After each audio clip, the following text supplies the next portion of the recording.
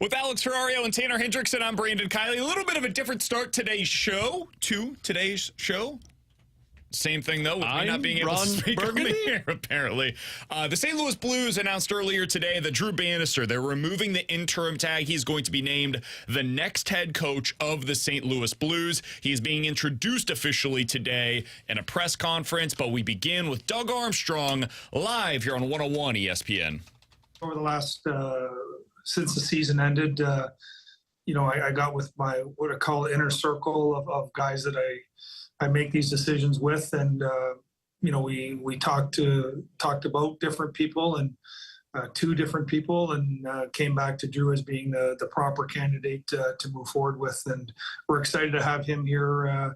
I did a very good job in a difficult situation last year, and now having a full training camp and a two-year term to put his stamp on this team. We're looking forward to that. Doug, it's Lou. What obviously stands out to you most about coming back to Drew and having the confidence that he can progress moving forward with this group? Yeah, it was interesting, Lou, that when Drew got here, I hadn't really worked with him a lot in the American Hockey League, and then getting to watch him, how he runs a practice, how he treats and commands respect from the players in general, how our team played a little bit differently. And then you're just looking to say, like, is there anything better out there? Is there something different that we're missing? And we just came back to our group that Drew had done what we'd asked him to do. We see progression. We see someone that's earned the right to take the reins, and we move forward. Doug, how different do you expect Drew to be in his second season in the NHL, and how different do you think that he'll look tactically? Tactically, I'm not sure there'll be a big difference. I think what all coaches do is they'll monitor what's happening in the playoffs to see what's having success, what's not having success. And I think we all know that it is a different animal usually in the playoffs. So you have to build a regular season team and a playoff team. And our goal right now is to build a good team. But I think what you're going to find is, or my experiences are, when you bring someone in mid-season, they have to hit the ground running. They're not coming into a good situation usually. And so now he's going to have time to build relationships and foster relationships in June, July, and August, get guys in training camp, a little less stress, a little less pressure to build that up. But I think our team game will look a lot the same, or there'll be small little changes, but I just think it's going to be getting his ideas into the group in training camp and getting that to build that foundation. Hey, Army, when you first made the change and you brought him on board, how serious of a candidate were you looking at him at the time? And you mentioned the progression. Was there a point during the season that stands out where you really thought he could be a good fit moving forward beyond the season? Yeah, I would say it was probably end of January, early February, when we had worked enough, and I had certainly stopped looking for a coach for that season. He was gonna run that season out, and then it just grew. It grew from good times and bad times. We went on that swing out east and didn't have success, and how we responded from that. He learned from trial and error, I think, going through the league for the first time, and things just kept adding up. And then again, I'm so fortunate to work with quality people like Al McGinnis, Tim Taylor, Stanley Cup champion as a player, Scott Mellenby, over 1,000 games, Alexander Steen's taking a much bigger role in our team now, and Peter Chiarelli and Ryan Miller. And so I just keep talking to these guys about what we're looking for, what we saw, what we want to see. And it just coming back to, if you have it right here, acknowledge that and move forward. And that's what we did. I think half the league have made coaching changes already. Like, what's the value? I mean, in terms of the last year, what's the value of continuity of not making another change now that team players have gotten used to Drew? It weighed into it a little bit, but I think all managers would say the same thing, all team owners and presidents. Like, you want continuity as much as possible. Sometimes this change is inevitable. I think if you look at the number of changes in the coaching fraternity over the last 36 months. I personally am not sure this is healthy, but it seems to be a trend that we're on now, or a cycle that we're going through. I do believe in longevity. If you can build relationships and go through it, and for some reason, our industry is not working that way, and I hope it does change. But right now, having Drew having a relationship not only with the NHL players here last year, but he does know, he's been at development camps with some of our younger players. He has worked with some of our younger players. Now he's working with some of our veteran players. I think it just builds, just adds another layer to what we've been doing, and I think that's going to be positive for us. Hey, Doug, for the last month or so, there's been the optic of, well, if Drew was their candidate and their guy, they would have just named him, right at the end of the season. I know you're a process guy and a due diligence guy. Could you speak to how much more it mattered to you to do that process than worry about the optics? Yeah, I just believe, Jared, like time is an asset. And obviously I think I tried to be as honest as possible at the end of the year, that list that started out long had gotten very short by after what I saw with Drew, but it was still a list. And I wanted to, with no emotion, no wins and losses, just take time to reflect. To me, going to Europe is always a good thing. You talk to everybody every day, but you have a lot of time by yourself and thinking. And I do like to use the time that we have, and I like to gain as many different viewpoints. And it was interesting with Drew. We took a different tact. I had guys in that inner circle. I tell you, interview him, and I think they found it interesting, and Drew found it interesting. And again, I just wanted to cement what I was seeing and feeling. I wanted to get their viewpoints, and so we just wanted to use the time that we had.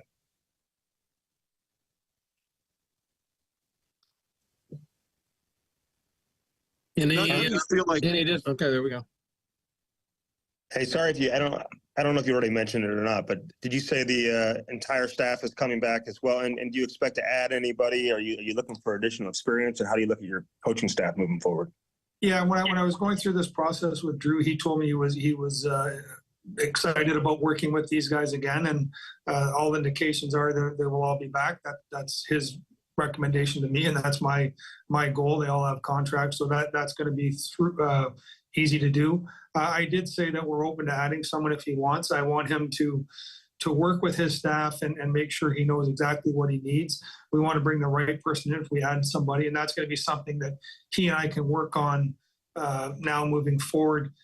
Again, you want to do things in a proper chronological order. One was to hire the head coach, and now the next thing is he likes his co-workers, and if he wants to add to that, we're certainly open to it as an organization. How do you feel Drew did in that area of, you talked about wanting someone to have the respect of the veteran players, but also giving the ability to younger players to express themselves and grab a bigger role, and how difficult of a task that is. How do you feel like he did in that role, and do you feel like that's going to be important for him moving forward? Yeah, I think that relationships are important. It's a difficult task, and I think accountability is something that every it's a buzzword that we all use, but accountability comes with consequences too, and you have to be able to accept it when the accountability is on your watch or it's affecting you, that you have the proper response. And I'm excited about Schenner and Robert Thomas, as leaders with Parenko and Falk.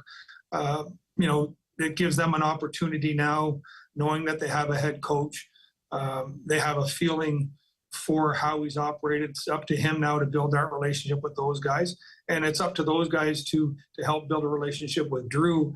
But ultimately, your ultimate goal, I think, is to be a player-run locker room, and I got the utmost respect in that leadership group with Schenner and Robert at the forefront, and Colton and Falker, that they're going to take charge of this room and make that transition of leadership happen quickly. So this is kind of a bigger picture question, but how has the role of a head coach changed throughout the years, and what are your expectations of that role with Drew now?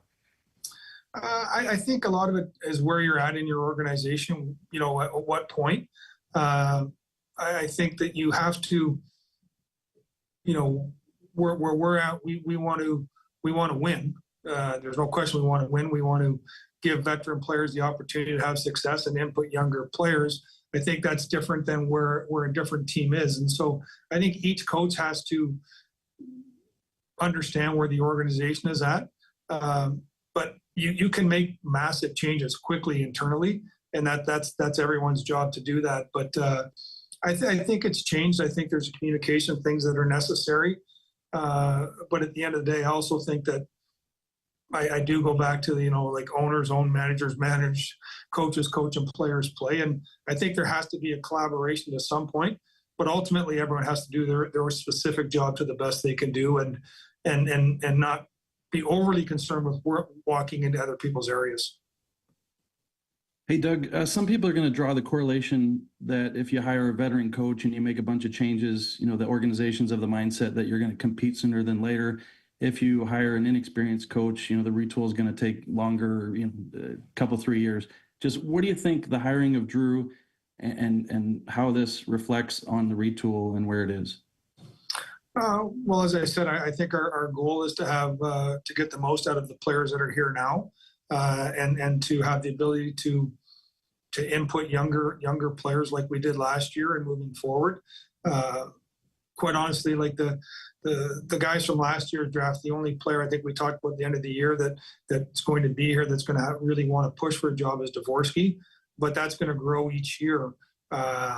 There's other guys that are on American League deals that want to come in and push and prod. And as I said, we're going to be observant of what's available in free agency, and we can improve that team. So, I think if you were to bring in a coach with, you know, 1,000+ games that's looking for a Stanley Cup on his resume to end his career, there's different organizations that are further along than that. So what we're trying to do is bring the proper coach in for us, but not saying that we don't expect to be successful and have a good year. Army, how do you look at the head coaching vacancy in Springfield? How do you expect to fill that? That's we had a call on that today with guys I work on at that level. We're down the process. We're talking to people now, and our goal would be to get that done sooner than later, hopefully within a few weeks. But again, some of these things take, Andy, this could happen. Like I could hang up, we could talk to the right guy and it's be done in a day, or it could take a few weeks, but that's next on the list. And I think this is the time of year, you know, organizations, NHL head coaches, American League coaches, getting ready for the draft, the U18s now free agency. There's things going on behind the scenes, and what you have to do is just sort of check them off one at a time. And the American League coach is at the top of that next list. I'm kidding, but do you plan to announce any more Swedish signings today, Doug? Not yet, but it's early. What can you tell us about Silvergard? I know that these guys are depth signings, but is he a guy who could contend for a spot? Yeah, I'm going to be honest with you, JR. That you know, I give that to Tommy Shodin, Steiner, Scott Mellenby, Tim Taylor, and they brought those names. I certainly watched video on these guys. We told them that where we are in our organizational depth, that there's opportunity here, and we expect these guys to come in and push. That's the great thing about training camp and these exhibition games is someone is going to surprise and someone's going to disappoint. And you want to be on the surprise side of the ledger and make it difficult for us to not have them here. But they have a pedigree. They've played against men, and I think they're understanding that they're coming over here and they're going to try and push for a job, and we're going to give them that opportunity. Any final questions? Hey, last thing for me, Army, real quick. Steve Ott coaching at the World Championships for Canada. What does that say about the evolution of him as a coach, and what do you hope he can absorb and bring back and and just in terms of, get out of being there? Yeah, I just think that for him, he's going to work with quality coaches. He's going to get a chance to hear about different systems, hear about the relationships that different coaches have with players, how they go about doing it. It's a great growth opportunity for him. Steve Ott, obviously, I think everyone knows my relationship goes back to being in Dallas and drafting him and then developing him and then him going on and having a really good career and then coming here. I think he has the qualities to be a good NHL head coach. And anytime you can put down different experiences to help you grow, it's important. And again, it doesn't seem like a lot, but Steve's got a young family and he's taken a month, a full month out and to go there to do it. It just shows how much he wants to grow and continue to learn. And it says a lot about his wife, quite honestly, that she understands his passion and not only accepts it, but wants him to be the best he can and support that. Hey, Doug. All right, that was Doug Armstrong. Do we have another question that's coming up here, T-Bone? Do we need to get back to that real quick? No. 3, 2, T-Bone, did you get unplugged? Doug Armstrong, the entire press conference, as the Blues have announced earlier today that Drew Bannister will be named officially the next head coach of the St. Louis Blues. We'll hear from Drew Bannister momentarily, so we'll stick here. We'll go with a 3-segment hour this hour. So you heard from Doug Armstrong there. We will hear briefly from Drew Bannister as well. By the way, Doug Armstrong will be joining the morning show tomorrow. Drew Bannister will be joining the afternoon show later on this afternoon. You're listening to BK and Ferrario here on 101 ESPN. Alex, your biggest takeaway from the Doug Armstrong press conference availability? I think he said kind of what we would have expected, but what was your biggest takeaway from what he had to say there? Well, a couple things. So, one, the staff returning. I kind of wondered if they're bringing in, whether it's the same coach or a new coach, if they were going to change some things up, because typically when you get a coach, you want your own staff, but Bannister seems to be okay with Mike Weber and Steve Ott, and so it seems like those guys are going to be there. The biggest one for me was what Army said, where that he doesn't expect any differences tactically with Drew Bannister as the coach, and basically said the team game is going to look somewhat similar to what it did last year with Drew. It's just now he's got more time to prep, more time to build relationships with the players, which is all fine and dandy, but I would imagine we want to see some type of change in terms of tactically on the ice, because 5-on-5, it really did not improve. Now, maybe long time with Drew Bannister, you're working with these guys in the offseason. Depending on what this roster looks like, we could be talking about a different looking team, but that was the quote that really stuck out to me. My takeaway from that was it's a player issue. We don't have the players right now, is what Doug Armstrong essentially said without saying it out loud. And if that's how he feels, then tactically there's nothing to change.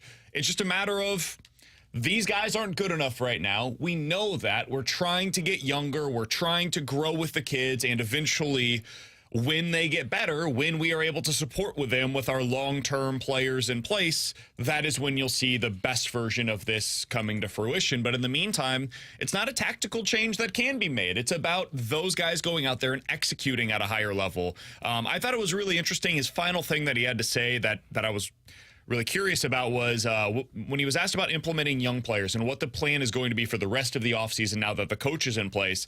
He said the goal is to implement more of the young players on the roster. He specifically mentioned Dalibor Dvorsky when discussing that. He said, we're going to be observant to what's available for us in free agency. If you were going to bring in a coach with 1,000 or more games, looking for a Stanley Cup resume to end his career, there might be other different organizations that are further along that can help you with that.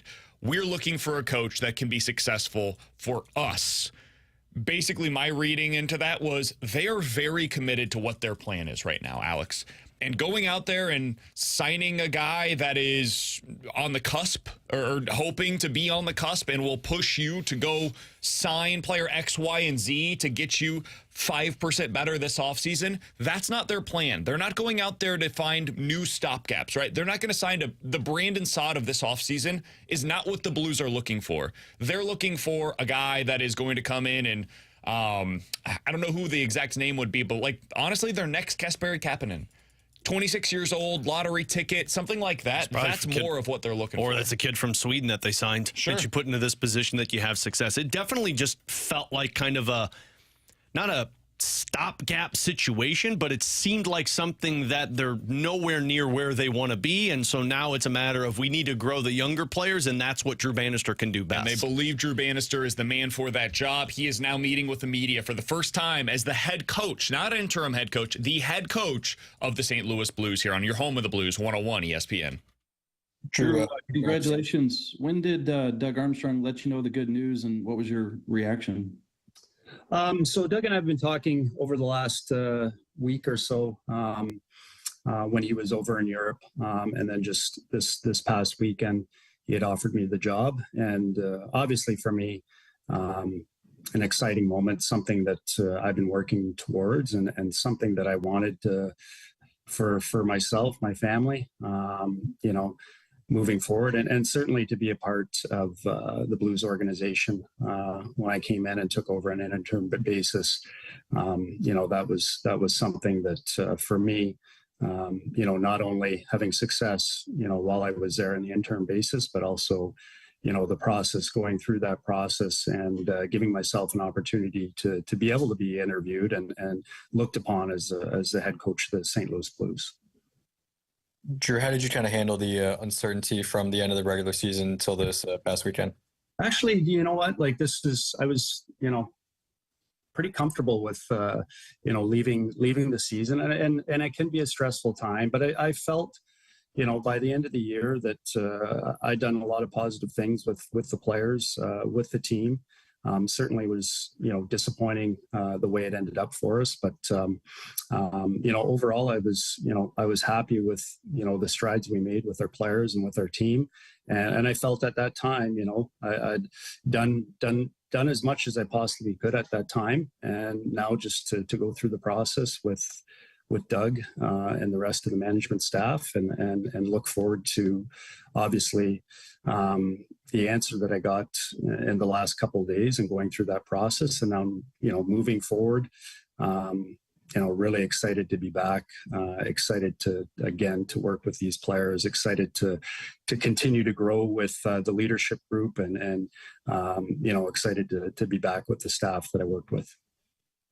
Drew, when we last talked to you, you always seemed like you were talking like we and us and moving forward. You felt like you had this confidence that it was going to come back to you. Did you always feel that way, that it was going to eventually come back to you here? I think it's important to be positive. I believe in, myself and the process that I've gone through for, almost 9-10 years now as a coach, and continuing to grow and continue to be better. When I talk about we and us, I think it's important, for a coach to, at the end of the day, we're a little bit in the background for the coaches and the staff, and it's about the players, and it's about the organization. It's about the fans. It's not, about me. And it's something that I learned not only as a player, but as a coach. And I think it's important to point out the fact that it is we and us. And, that being said, for my development and process, I'm proud of where I am, but certainly there's a lot of work to be done moving forward, and I continue to grow as a coach. As you've had a few weeks to reflect on the season, and I know you touched on it a little bit previously, but what are some things that you feel like you did really well, and what are some things that you just can't wait to get back to St. Louis and work on and maybe do well when you come back? I think, when you come in under the circumstances I did, it can be difficult. And I felt I managed that very well. Luckily for me, I did have relationships with a lot of the young players that I continue to build on. Certainly building relationships with the older veteran players, the leadership group, was a key part for me, and moving forward, that's going to be, a big part of my summer plans is reaching out to those guys and continue to build on those relationships. I think that's, that's extremely important as a coach to have those relationships with your players and with your leadership group. And, I think that's the main focus for me right now. Obviously, tactically, we're going to, sit back here and watch the playoffs. And I think it's important to be able to digest that while it happens, and then kind of look at our deficiencies within our game, things that we can, continue to improve on. We'll meet back, I think, at the end of June, early July, and start to get to work on those things that we find out. Drew, do you anticipate any changes or additions to the coaching staff? Right now, no. I think, number one thing when I talked to Doug is how, ecstatic I was about, having that group there. Again, like the circumstances that I came in, this is a hardworking group. They welcomed me. They had my back, and I think it's important for me to have their back. And like I said, I think, we're just at the tip of the iceberg here. I think there's a lot of work still to be done. And I value the relationships that, that Mike Weber and Steve Ott have with the players. And I think that's important moving forward, that we have that in our dressing room. Hey, Drew, with the interim tag, there's a lot of uncertainty, whatever, subconsciously, some players just wonder, is this going to be my guy moving forward? How much do you think it'll help you reinforce your beliefs and coach this team now having this 2-year contract? Yeah, there's no question. I think, as a player, there is some doubt, moving forward, what is going to happen with that person behind the bench. But in all honesty, our players did an outstanding job. They were extremely respectful to what, the message that we were sending as a group, as a leadership staff. And I appreciated their effort every day and their commitment to us, getting to where we got. But certainly, the process moving forward, we're going to continue to build on it. I'm excited about the process. I believe in what we're doing, and I believe in the group that we have, and we're going to continue, and building on that here in the future. Drew, do you feel like you had a good balance of pushing and prodding this group when you talk about veterans and young guys, giving them the leash to get an expanded role, and how important is that going to be for you moving forward to be able to do that? Well, I think I had a good balance, and I think a lot of that balance is based on relationships.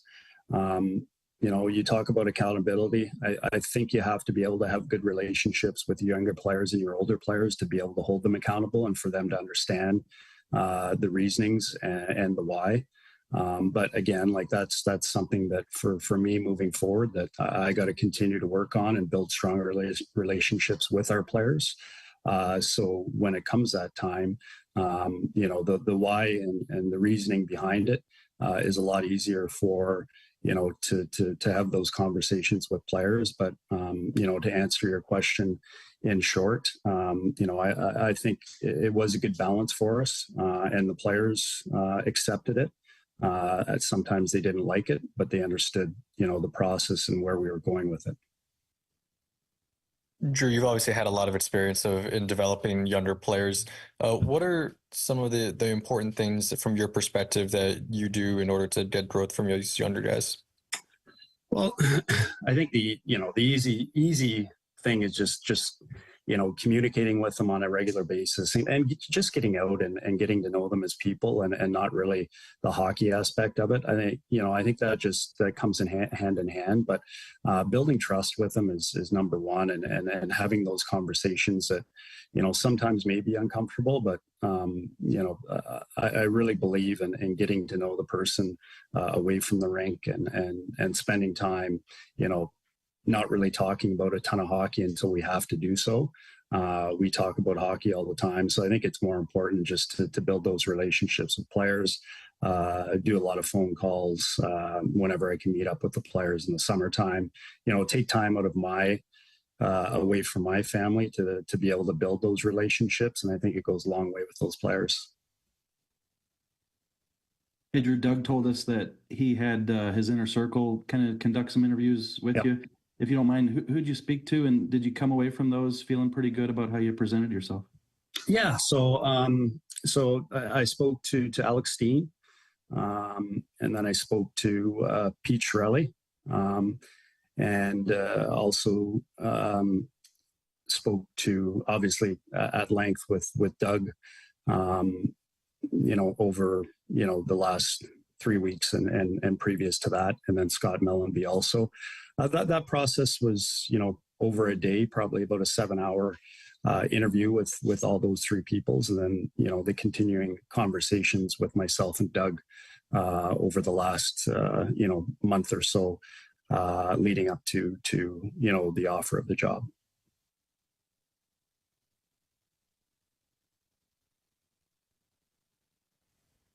All right. Any final questions? Yeah, just how much you're looking forward to it, Drew. Obviously, there's some downtime here, and you said you got a lot of homework in front of you. But just getting back to St. Louis, being the guy and leading this team through this next phase. Yeah, really excited. I mean, like I had said previously, this was my main focus leaving the end of the year.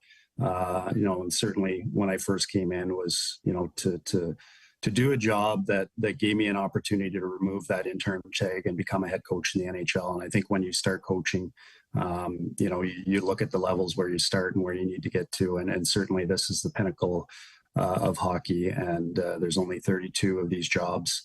So I'm extremely proud, not only of the work that I've done, but I'm extremely proud to be a part of an organization like, the St. Louis Blues, continue to work with the ownership group, with the management group, our players, our staff. I'm really excited about moving forward here and getting ready for the season and seeing everybody at development camp.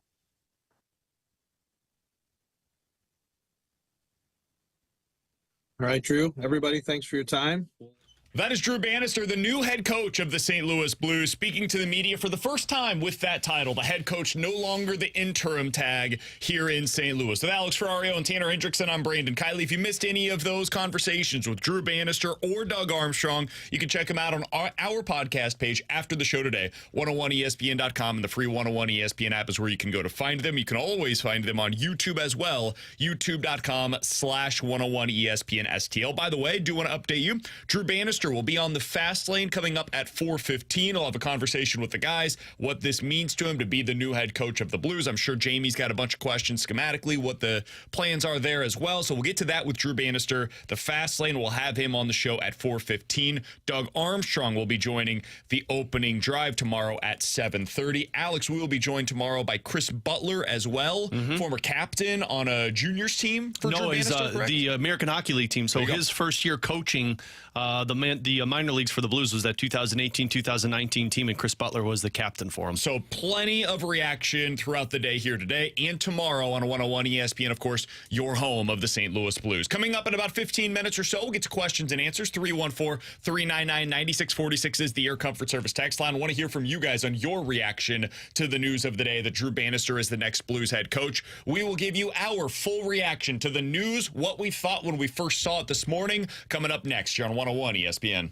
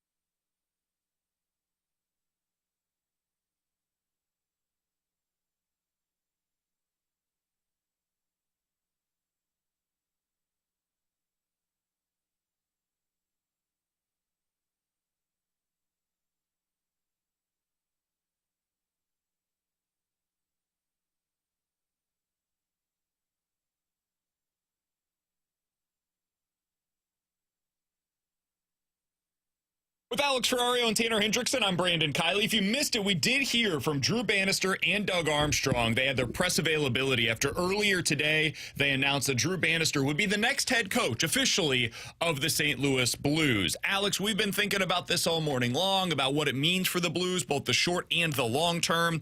We heard from Army. We heard from Bannister, everybody involved. What's your reaction to the news? I want to get your reaction first. We'll give ours second. But what was your reaction when you saw the news earlier today? Bannister's going to be the next head coach officially. I mean, it wasn't excitement, but it wasn't disappointment. I was just fine with it. I mean, I think I was more glad that they didn't hire another retread coach. I'm glad that they didn't go down the path of, a Todd McClellan or any of these guys that we've seen in other areas before. Kind of like what Ottawa's doing. They just signed Travis Green to a 4-year contract. We've seen this rodeo before, and it doesn't work.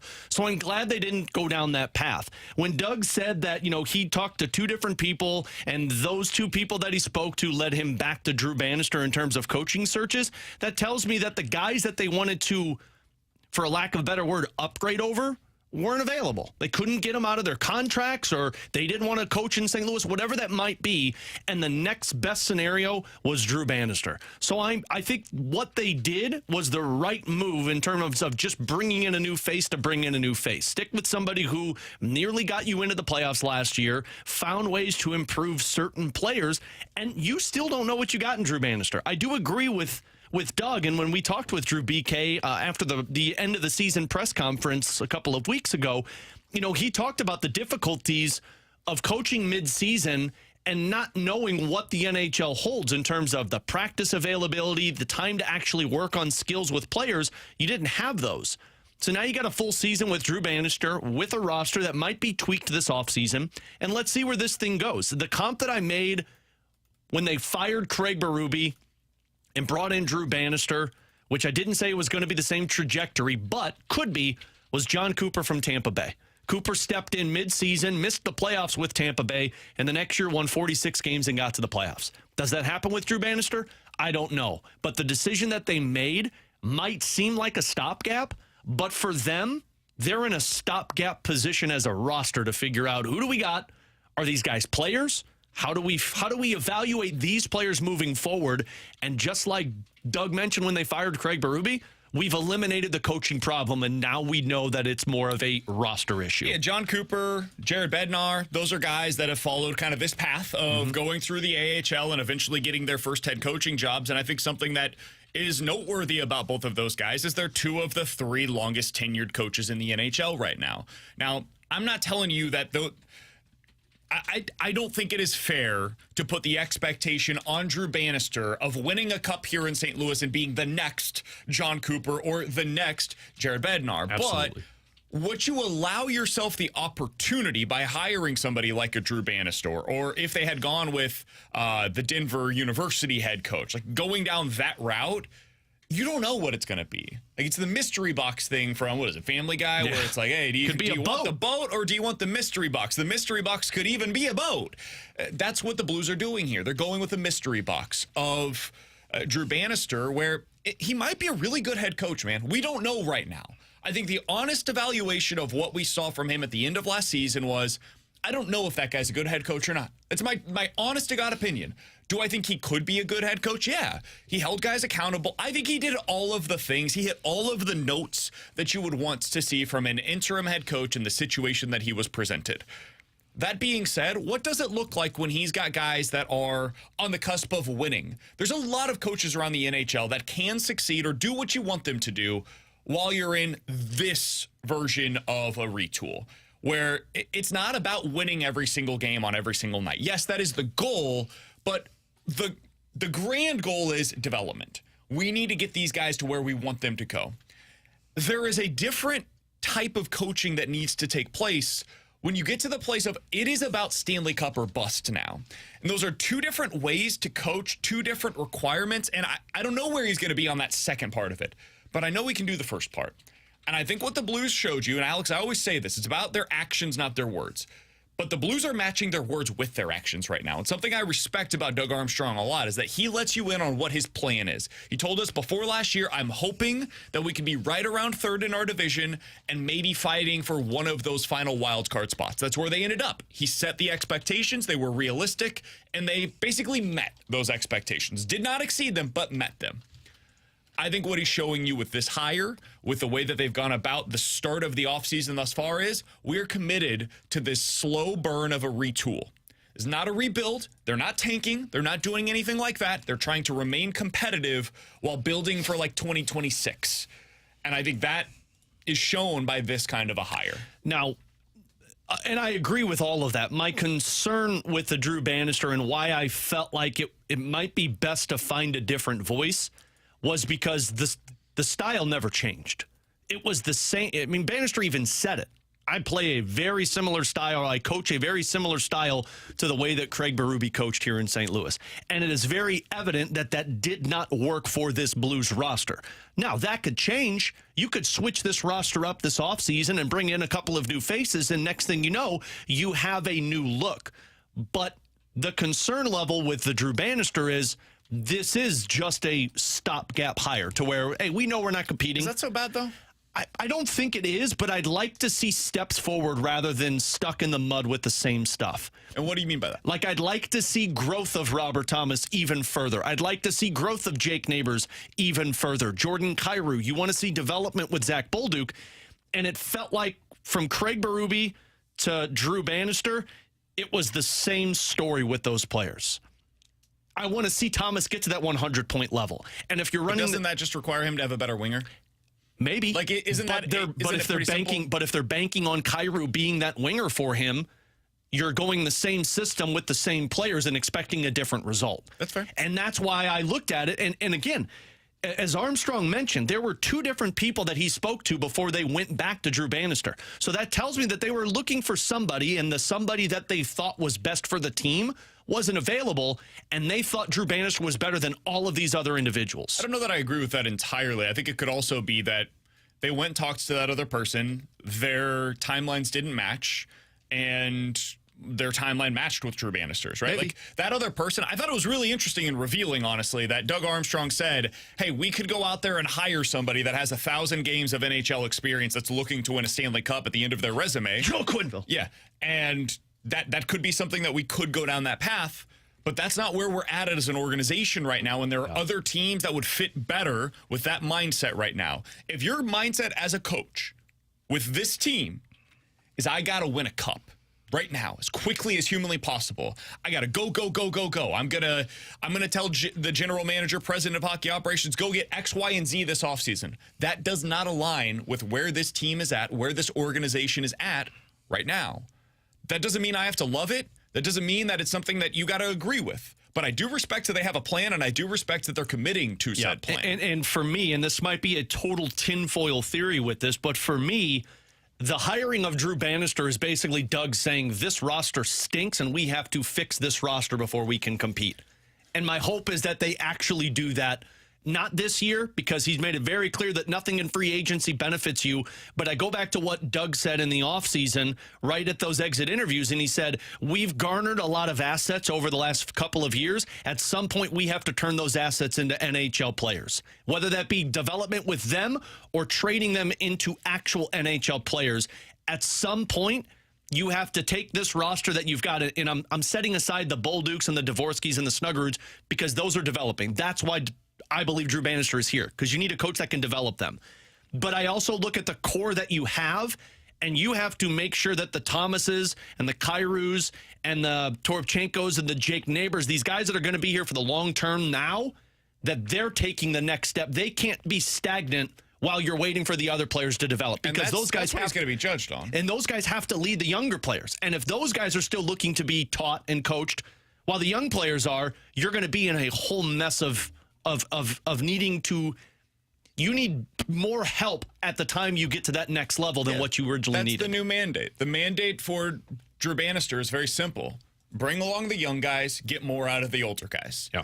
And if you can do that, you're going to be successful here with whatever the next few years look like for him. It's a 2-year deal, by the way. The Blues announced that earlier today in terms of the contractual status for Drew Bannister. So it's not a super long-term commitment, nor should it be. This is a guy that has very little NHL coaching experience. He's not somebody that you go out there and give the Rod Brindamore contracts to just to show that you're committed to him. No, you don't need to. You shouldn't do something like that. He gets a 2-year deal. We'll see what it looks like.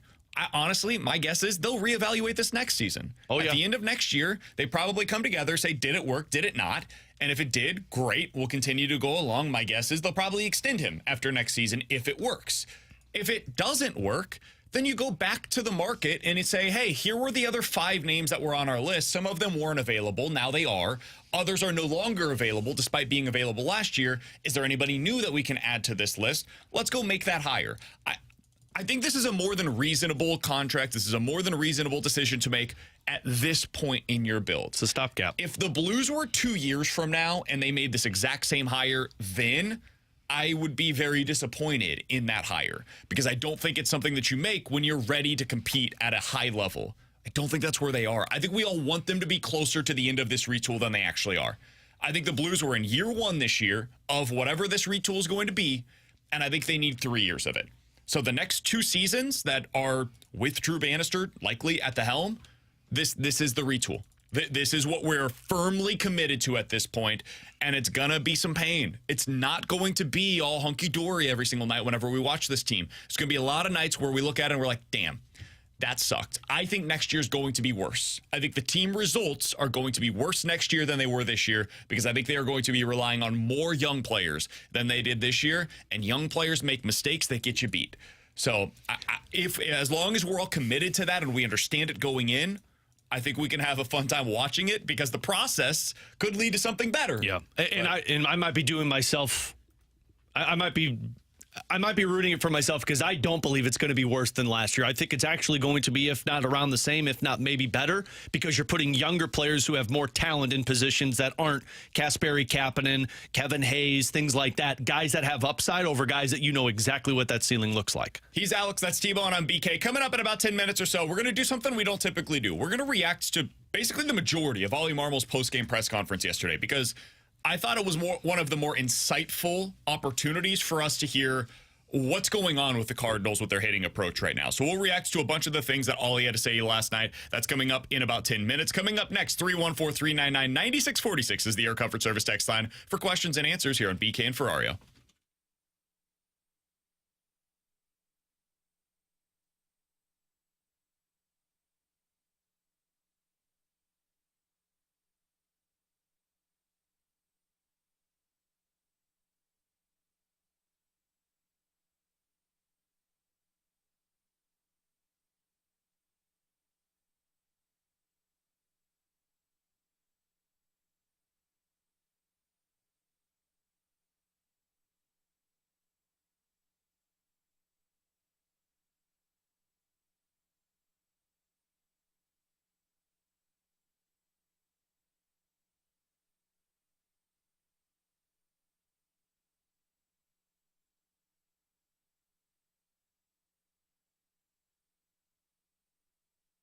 Alex Ferrario with you to talk about my insurance agent, Tracy Bibb, who I'm sure is probably on the phone right now helping people out because of the bad storms that we got last night. When you get the bad storms like that, you got to be concerned about damages to your roof, damages to your house, your vehicle, anything in that category. That's where Tracy is always helping you. And I believe it is so important to have proper customer service for things that are so important, like your home and like your vehicle. And you get that customer service with Tracy Bibb. She's always available for you. She's always trying to fight for competitive rates, making sure she's saving you money on your home and car insurance. And look, plenty of insurance companies right now are playing the circus game where they're throwing numbers around all over the place. Get with somebody who's upfront and honest with you. Get with Tracy Bibb. You can give her a call today and mention my name, and you could get a free non-committal quote, 314-328-4260. Again, tell Tracy you heard me talk about her and her insurance agency on 101 ESPN, and she'll take care of you today. 314-328-4260. It's no fib. You're always in great hands with the Bibb.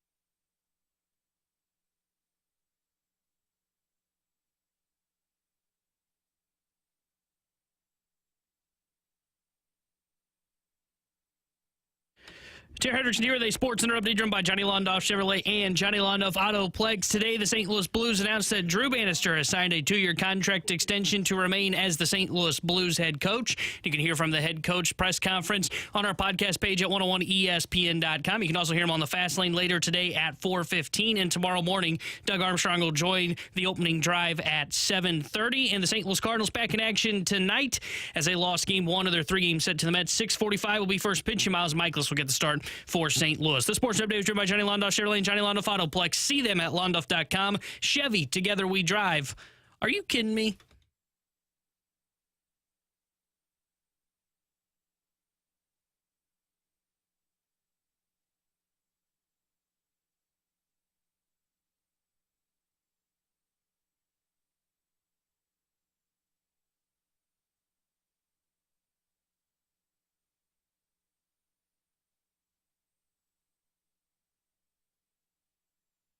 With Alex and T-Bone on BK, 314-399-9646 is the Air Comfort Service text line to get involved in the show. It is time for questions and answers. We'll react to Ili Marmol's post-game press conference coming up here in just a little bit. From the 314, guys, do you think that we've reached a period where the Cardinals have officially destroyed their brand? Diehard fans find it hard to even root for this team for the foreseeable future. I don't feel that way. I think there's always a way to get back to what your quote-unquote brand is. I mean, I know plenty of diehard fans that live optimistically like BK, and they just don't talk to me during Cardinal seasons because they know how I am. I do think, though, the common fan, they've eliminated those. Because, like, the common baseball fan that loves the Cardinals, that's like... The casual fan? Yeah, sorry, the casual fan. Like, they're the ones that want to see improvements. And if there's no improvements, why am I going to dedicate my time to you? The diehard fans are always going to be there. It's such an interesting question because I do agree with you on the casual fan. I do think some of the diehards are starting to go. And whether you want to say that's because the Cardinals are losing their brand, I think it's right now, currently, the way things are pacing out, back-to-back last-place seasons, and they're just tired of the way that the current power structure works with the St. Louis Cardinals. They're not happy with ownership. They're not happy with Mo, and they're not happy with Ili Marmol. So if that's the case, and that group stuck together through a last-place season last year, and you currently sit in last place, yeah, there's going to be a lot of angst. I think a lot of the diehards are going to start to go away. Yeah, I think that's true. I think that's just a different thing than the brand being diminished or altered or broken or destroyed the way that they framed it in that text. Do I think that, like, 10 years from now, if the Cardinals are back on track, will they, like, no longer have this powerful brand because they were bad for a 2, 3, 4 year stretch, however long this ends up lasting? No, I don't think that's the case at all. Like, the Yankees, I was just going to bring them up, always going to be a brand. The Dodgers were not this 15, 20 years ago. The Dodgers have become this over the past 14-ish years, like basically under this new ownership group, this is what they have become. But there was a time where they were absolutely not this version of the Dodgers.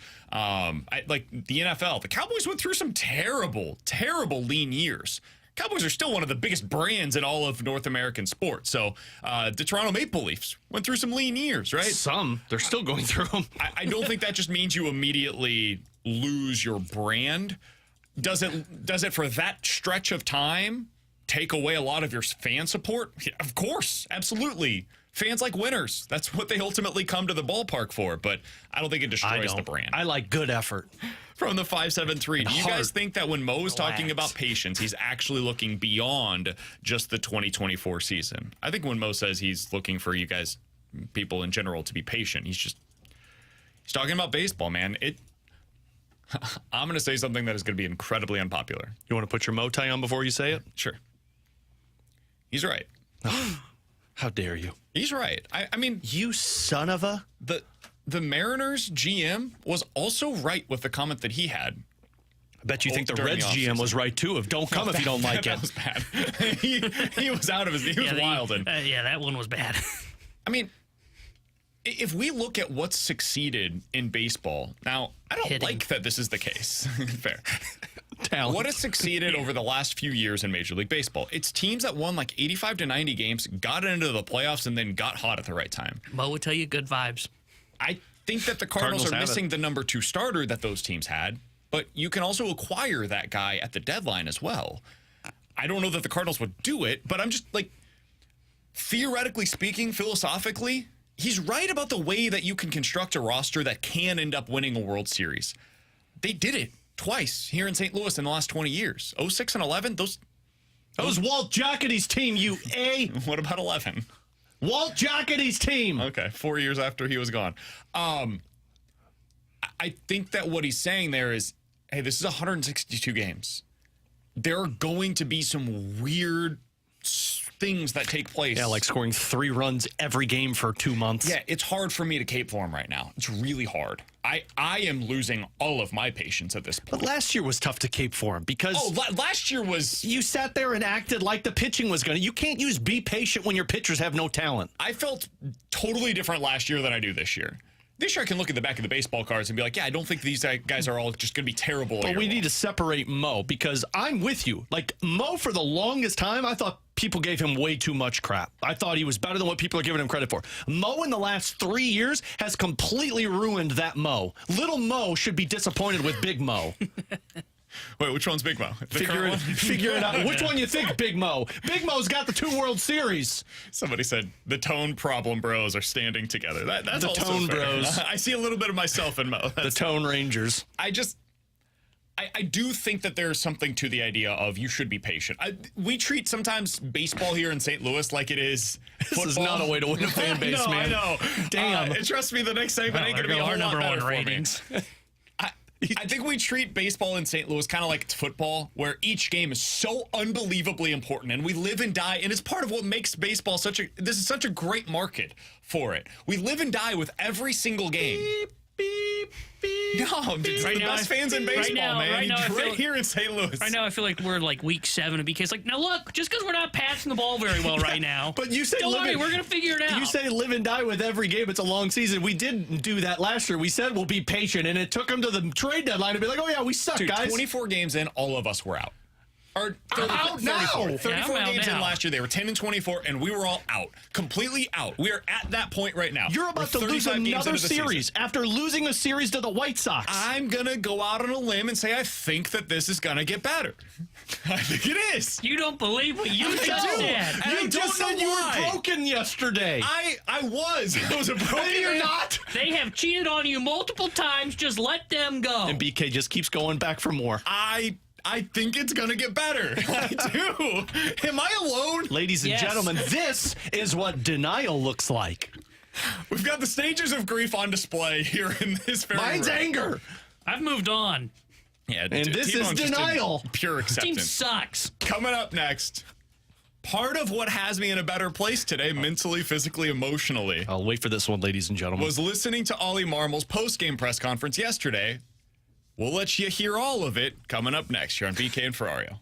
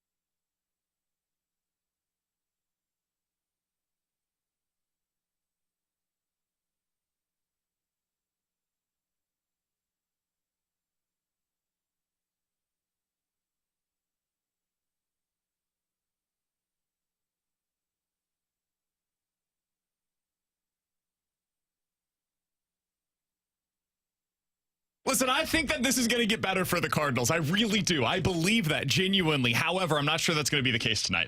They're going up against a tough matchup on the mound. They have Miles Michaelis going on the mound. If you bet on this game over on the FanDuel Sportsbook, Alex, it's minus 126 for the Cardinals to win outright. It's plus 108 for the Mets to win outright. That's why I go over to the Circa Sportsbook app in the state of Illinois. I'm getting better odds. Bet $100 on the Mets, you win 111. You're getting more money whenever you bet over on the Circa Sportsbook in the state of Illinois. It's the biggest sportsbook in Las Vegas. Now it's available at your fingertips. You got to download the app today. Yeah, you don't need to have any attachments to this. You attach yourself to winning money. That's what you get when you bet with the Circa Sports Illinois app. You heard BK mention those tight money line splits. If you're going the big parlays, which, by the way, if you listened yesterday, I hit one of those 4, so make sure you're locking those in and do it on the Circa Sports app so you're bringing in the most bang for your buck. If you or someone you know may have a problem with gambling, call 1-800-GAMBLER or text ILGAMB to 833-234.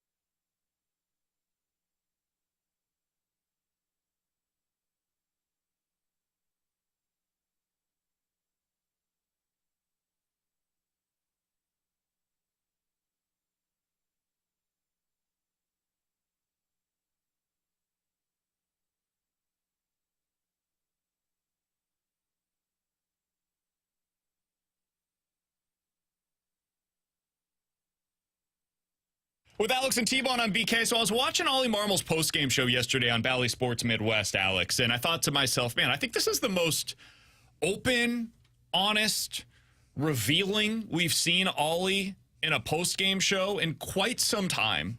And part of that had to do with his demeanor as well. It wasn't the fiery guy that we've seen a couple of times. It was just him going up there, and he was asked honest and fair questions, I thought. I thought they were critical questions. And he gave insightful, thoughtful answers. This is not me caping for Ili Marmol or anything, but I think it's worthwhile when you get a moment like this, a glimpse into what they're trying to accomplish behind the scenes, to really take it in, internalize it, and try to understand where they're coming from to be able to analyze what's going on ourselves. So I want to go through, there were 6 different things that he said post-game that I thought were worthwhile for us to be able to kind of go through one by one, Alex, today here on the show. And we'll do that starting with him being asked about the Cardinals, what's gone wrong for the offense right now, and him talking about what's gone wrong in hitters count specifically. You don't get beat 0-0, you don't get beat 2-0, 3-1. Like, there's an identity to that. If you're going to let it, you want to miss a certain way in hitters counts. I do think certain guys took competitive at-bats, but overall, just stringing together, the quality of them wasn't there early on. I think that's something that's become a theme for the Cardinals, especially lately. It's the whole adage of they're caught in between. I think there's some of that, but man, even when they're not, even when they're out there and it's like, hey, fastball right in the heart of the plate, they're not taking swings that would have any kind of damage behind them. You know, it's funny you said that because watching, and I think it was in the 8th when Paul Goldschmidt came to the plate where there were, first and second with 1 out, if I'm not mistaken. And the first pitch to him was a fastball right down the middle, and Goldschmidt took it. And at times, and look, you saw Nolan Arenado's frustration when he popped that ball up with runners in scoring position. Like, he chucked his bat when he took that swing. Some of that has to just be frustration where it's like, I can't swing at the first pitch because I don't know where I'm at right now. But at some point when you're going through it, don't you just go up there with a little bit more of an aggressive, like, bleep it mentality? I've got to change what I'm doing because what I'm doing, being patient with the pitches, is not working for me. So he mentioned 0-0, 2-0, and 3-0 counts, right? Those were the 3 counts that he was talking about there. So I'm able to do this on, you are too. You at home, you could go look at these if you want to on the StatCast stuff, Baseball Savant. 0-0, 2-0, 3-0 pitches. If you're just looking at how often the Cardinals get into those counts, they're like middle of the pack in Major League Baseball so far this year. Their batting average in those counts is the 4th worst in Major League Baseball. They're batting .287, 0-0, 2-0, 3-0.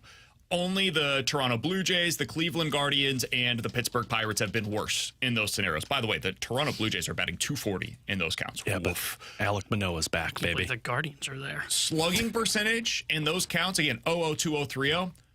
Only Toronto has been worse so far this season. You are slugging as a team .416 in 0-0, 2-0, and 3-0 counts so far this year. If you're looking at the average exit velocity in those scenarios, bottom 5 in Major League Baseball. Strangely, though, there is a massive disconnect in the expected numbers and the actual numbers. The Cardinals' expected numbers in these counts for slugging percentage is .570. So their expected slug is .570. Their actual slug is .416. I don't know that I've ever seen a gap that wide on this big of a sample size. There are about 1,500 pitches that are taken into account here. Like, that is a massive gap that we're seeing. You'd expect some regression in a good way in that scenario, but Ollie's right. Like, eventually you got to start seeing the results. I can tell you all I want to about the process and about how the expected numbers are there. It doesn't matter eventually. Eventually you got to start seeing the results. And right now they're not there for the Cardinals. All right, next thing up, Alex. He was asked about the Cardinals' game plan against Manoah yesterday. You got Manoah. You couldn't even hit Manoah these days. Here's what he had to say about their game plan and what went wrong with it. This is a guy that if you look at his overall ability to throw strikes and you look at his walk rate to lefties, it's high. Doesn't mean you're passive, but if you're going to be on go 0-0, just miss the way you want to miss. That's a lot more of what we just talked about there, right? Yeah. Hey, we had a plan against him. He's going to throw you a lot of balls outside of the zone. If you see something in the zone, attack it. And the Cardinals didn't do that last night. He was also asked about the offense impacting the defense and the base running, because yesterday you saw a big mistake by Ivan Herrera on the base paths where he made an out at third to end the inning. Can't do that. And then you saw Lars Nootbaar cost his team a run by just misplaying the ball in the outfield. To get a play that should be totally routine for Lars Nootbaar, a good defender in the outfield most of the time. Here's what he had to say. I hear you, but it's going to happen. We've played really clean baseball. So there's going to be nights where that ball got under Newt a little more than he thought, and he misplayed it. But for the most part, those guys have done a really nice job of playing clean defense. The Herrera one, he felt like there was going to be a play at the plate, and he thought it was going to be closer than what it was. So he wanted Alonso to cut it there, so he kept running. As long as you have an explanation for what you do, it's when you do something mindlessly or your prep wasn't there, that's when I have an issue with it. Yeah, and I mean, you saw Herrera and Marmol having a conversation after that play, so you could, and it wasn't a heated one. It wasn't like a Tyler O'Neill throwing him under the bus. It was, what the hell happened? Herrera explained it. Marmol was moving on. Teachable moment. Yeah, and you know what? I don't blame them for doing that, and I think Marmol's spot on there. Like, we've been great all year. You cannot say that defensively and base running we have been a problem. And what they're doing there goes right back to what we just talked about with the guys pressing too much. No, you've seen the frustration in the at-bats. And now you've got guys that are saying, boy, we can't let this blow up in front of us, because if we do, this game's out of reach. Hence the Lars Nootbaar misplay in right field. He was being aggressive to try and get that ball fast to keep them at the base that they were, and instead the aggressiveness took that hop over him, and now you've costed your team a run. That's pressing too much, recognizing that you're bad in one area, and the only way you're going to win that ball game is if you're excellent or perfect in another area. Yeah, and defense and base running shouldn't slump. You know, like we're talking about the offense, which has been on a slump since the very first day of the season. Those elements of the game don't. So long as that is a one-off from a Lars Nootbaar, it's a one-off 100%. from a Herrera. And again, like, understanding what Ali said there post-game and how Herrera explained it to him, okay, I understand what he was trying to do, so that makes sense. If that was anybody other than Herrera, I'd have a lot bigger problem with it, but because it's a young guy in his first full season. I don't care who did. Like, if that's Arenado Goldie, it makes sense what he's trying to do. He's trying to get a cutoff and get in a rundown and force the run home because he thought it was going to be closer. So that makes sense. And especially given how valuable that run is. You needed that run. That run needed to score to be able to tie the game in that spot. And because you don't know what your offense is going to do, you need that third run. So, yeah, 100%. And, again, those are things that don't slump. So long as it is a one-off and it doesn't start happening constantly, then you're fine with what happened last night's game. So he continued from there. There was a situation, T-Bone, you and I were texting about this in the 8th inning, where the Cardinals have Arenado on. It's 2 outs. Arenado's on. You're down by 1 run. It's 4-3, bottom of the 8th inning. Adam Ottavino is on the mound, a right-handed pitcher. Dylan Carlson comes up to the plate, and you had, at that point, Ivan Herrera coming up behind him. So that's what's due up. You got Carlson and then Ivan Herrera due up with Arenado on first, 2 outs, Adam Ottavino on the mound, and you're down by 1. They decided to let Dylan Carlson hit in that spot. I found that to be a really interesting decision, Alex, because we know Carlson is much better batting right-handed than he is batting lefty. And this had him batting left-handed against a right-handed pitcher in Adam Ottavino, who in his career has significant splits against righties versus lefties. Right-handed hitters in his career have a 603 OPS against him. Lefties have a 787 OPS against him. You had in that spot both Alec Burleson and Nolan Gorman available for you, conceivably, off of the bench. So, a natural question by Jeff Jones of the Belleville News-Democrat, was Nolan Gorman available tonight? This is a quick one. Did you all have Gorman tonight for an event if you wanted to? Sure. That was it. I didn't cut anything off there, Alex. That was the entire answer. Poor Nolan. Dude, it speaks loudly to where they believe Nolan Gorman is at right now, that they said, sure, and kept it moving. He was not an option. Clearly, they did not view him as an option for them late in a game against Adam Ottavino, against any of the right-handed pitchers that were coming out of their bullpen, because you could have used him against Adam Ottavino with Carlson coming up. By the way, he grounded out weakly and boom, winning over. And then in the bottom of the 9th, you use Alec Burleson instead of him for Ivan Herrera going up against Diaz. And then you've got Donovan and Wynn. They let Mason Wynn, who has been slumping, by the way, hit against a pitcher that has crazy high velocity as a righty, over going with Nolan Gorman in that spot. Now, it was, in my opinion, the correct decision to leave him out there. I think they probably should have gone Burleson instead of Carlson, and then Gorman instead of Herrera. Yeah, I have a little bit of a problem with the, like, we can't play Gorman right now because he's struggling. Like, how many of these guys are we going to do this with? I think you were getting very close to sending Gorman down. You need to. You did it with Jordan Walker. I think we're getting close to that spot. What does it benefit him to sit on the bench for 2 out of the last 3 games? Here's the problem. For Nolan Gorman, we all know, what are the 2 weaknesses in his game? High fastball, hitting. High fastball, slider, right? We agree those are the 2 biggest holes in his swing right now? Yeah. You know what doesn't exist in the minor leagues right now? The high fastball. Because of the way that the zone is, with the automatic balls and strikes in AAA, that high fastball that he sees that is a problem for him in the majors, it doesn't exist for him down in AAA. Now, could you make a case that just for him to go down there and get some confidence, could that be good for him right now? Sure, you could make that case. But eventually, Alex, you've been talking about this with Walker. Eventually, he's just got to fix that. Eventually, he's got to find a way to overcome some of those weaknesses that are in his swing at the big league level. And you can't really do that if you're sending him back down to AAA. And at some point, you got to stop protecting it. Like, you can't keep sitting there, well, we can't put him out there because his confidence is shot. At some point, you got to figure it out. And this is a guy who's a year more involved than Jordan Walker. Like, the Jordan Walker thing I can get. Nolan Gorman, we've seen this. We know he goes through these slumps. And the fix to it is to keep him on the bench for a couple of games. This is why problematic for me. This is why it's problematic big picture with this Cardinals team, because we're protecting all of these guys that are supposed to be the core pieces that when they go through a struggle, it's, well, we got to put them on the bench because they can't handle the situation.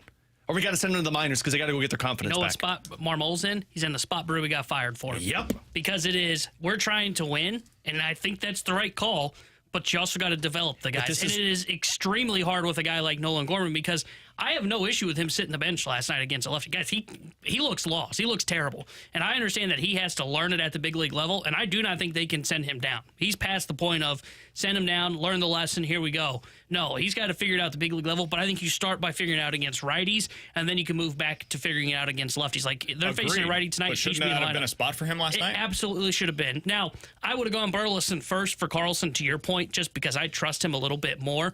And if you wanted to argue, you know, Herrera had the hit against Manaea, and you feel confident about Herrera's bat, okay, that's fine. But the fact that Wynn's going through it is where I would say, yeah, that's where you bring him in. But again, it comes down to they don't want to do it because they're trying to win. And Oli is in this balance of trying to develop this young core while also trying to win games. And this is why it feels like the team in general, what I said yesterday, of like, we're in this murky middle of like, we got to compete, but we also have to develop our younger players. And you're not going to be able to develop your younger players because you're so focused on competing. And when you need those younger players, well, now you missed out on competing. All right, I've got a couple more that I want to hear from Oli on the post-game show from last night. These are referencing the thing that I think we see the most about in reference to the offense on the text line, which is runners and scoring position numbers.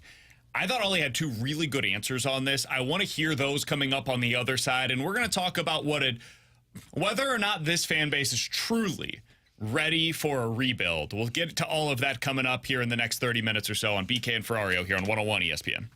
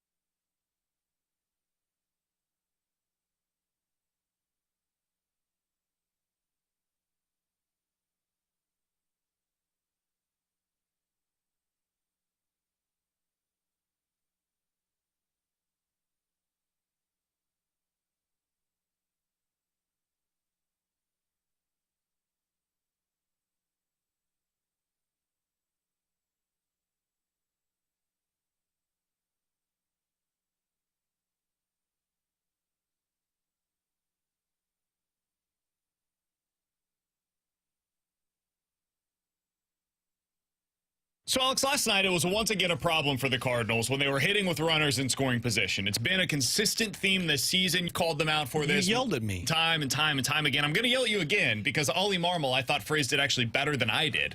Whenever we had the conversation. I need the Tone brothers yelling at me right now. Cardinals 1 for 6 yesterday with runners in scoring position. An objectively terrible night. They, a couple of nights ago, had the opportunity, this Saturday, I guess it would have been, bases loaded in the 10th inning. Nobody out and score 0 runs. It's got to be better. It's been abysmal. I'm not trying to cape for them here, but it's something that has come up, certainly, and Ili Marmol was asked about that yesterday after the game. Runners in scoring position is real, and there's a certain approach you take with runners in scoring position, but I don't think an offense that's not in a good spot, just in general, somehow is going to do better in runners in scoring position. I mean, if guys are in between and aren't feeling the way they need to feel, putting a runner on second doesn't do a whole lot. But are they separate? And there's a certain approach that you take with runners? Yeah, absolutely. So I agree with all of that. And this is what I was trying to say the other day, Alex, and I failed to do so in a way that was fair to you.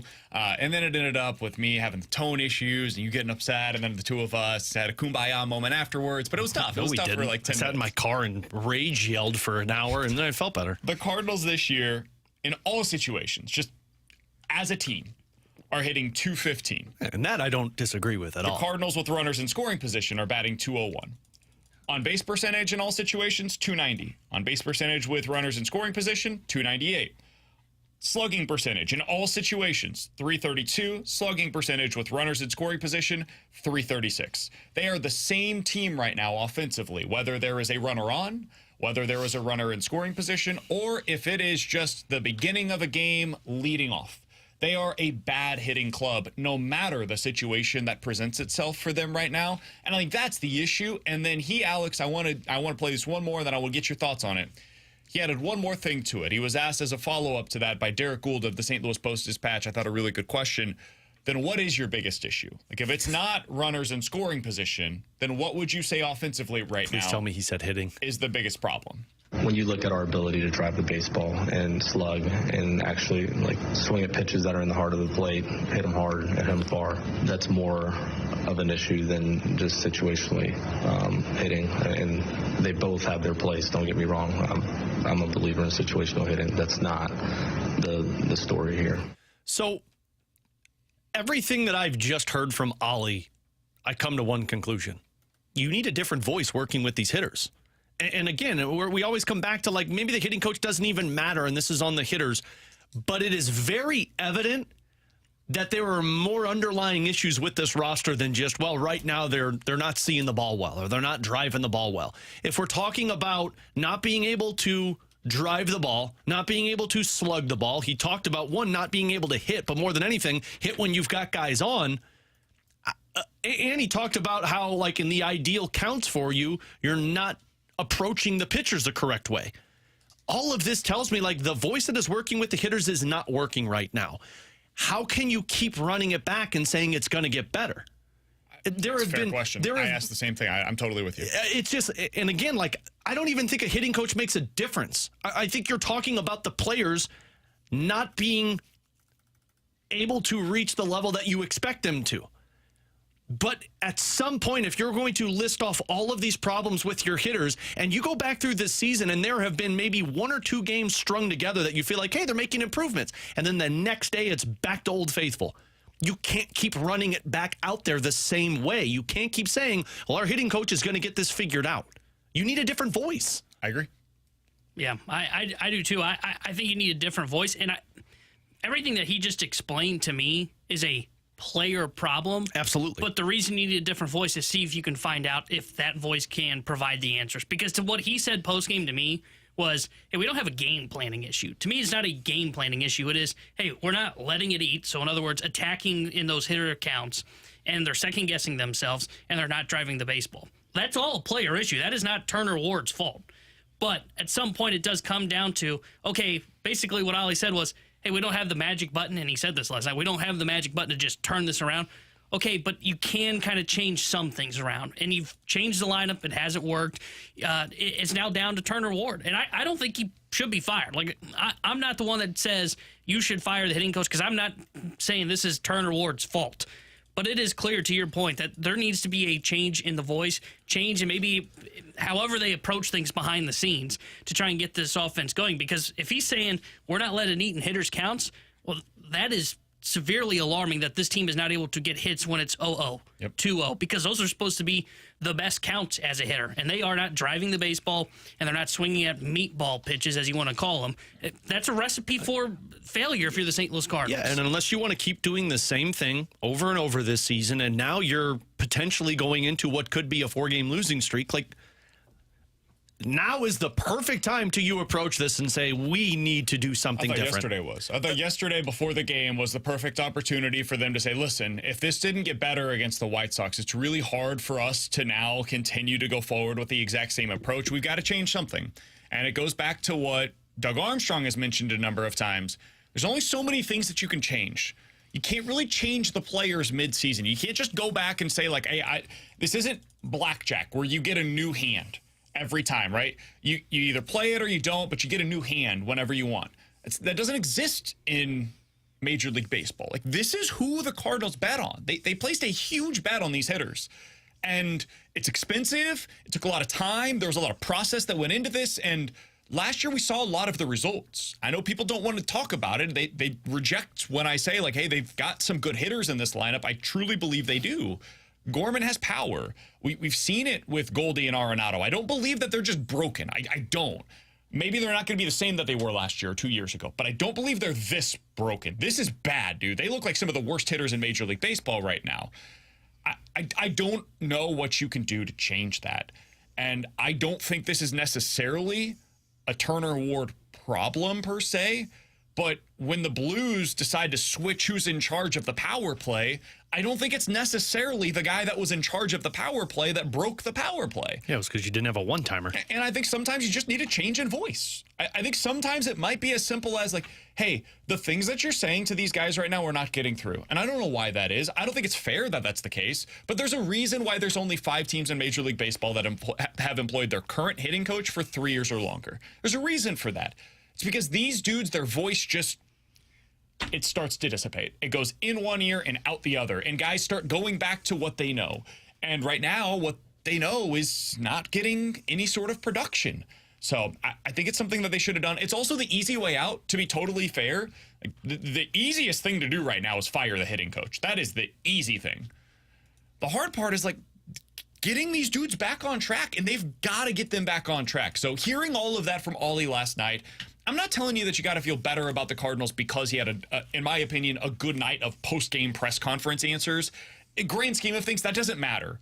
But I do think it at least sheds some light on where this team is at right now with their hitting approach. He gave you honest and revealing answers of what their game plan looks like. He gave you a glimpse into what their thought process is, what's truly going wrong for them offensively. You can reject all of it. That's totally fair. That is your right. But I appreciate when they at least let us in a little bit, because we criticize them a lot for being so, like, closed off. This was a moment where we actually got to see a little bit of the behind-the-scenes discussions of what's taking place right now. Yeah, and I don't remember if we had it in one of the earlier cuts or not, but Oli said there are no, like, moral victories anymore. We're getting to the point where it is time to go. So the coaching staff, at least Ili Marmol, and I'm assuming the players feel this as well, they can feel that the floor is starting to fall out. And what I mean by that is not necessarily they're going to be a 91-loss team, but they're starting, you can't win a championship you can't win it in April, you can't win it in May, but you can certainly fall out of it. And I think Oli Marmol said last night, like, we've got to go because we are starting to see that this division is starting to run away with us because Milwaukee and the Cubs continue to play better. You think the Reds will be up in that division race as well, and you still are flatlining. No boost to the offense just yet. It's getting worse before it gets better. Exactly. Is what's happening right now. And so that begs the question, what if it doesn't? What if this thing just continues to flatline and they don't get any better and instead they get worse? The Fast Lane had a really interesting conversation yesterday, Alex, and we've had this a number of times, but it's been more theoretical as opposed to something that really feels real. Now it's starting to feel like it might be off on the horizon. Is this city ready for a legitimate rebuild for the St. Louis Cardinals? Want to talk about that? Get your thoughts on it as well. The Mic Drop features on the 101 ESPN app. We'll hear from you next year on 101 ESPN.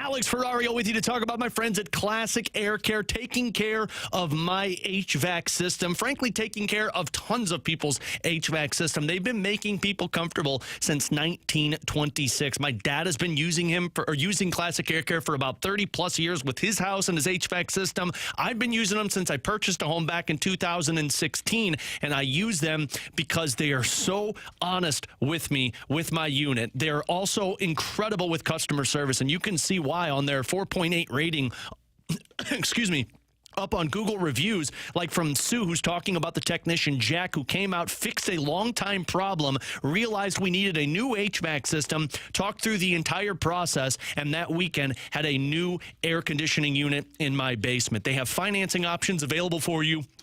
And when it comes to Classic Air Care, you know that you're not going into a car dealership and they're throwing different things at you and you're paying a ton more money than you absolutely need to. No, the customer service is upfront, honest with the HVAC system that you're purchasing. So check them out online, classicaircare.com. You can find the financing option, 18-month, 0% financing. That's classicaircare.com.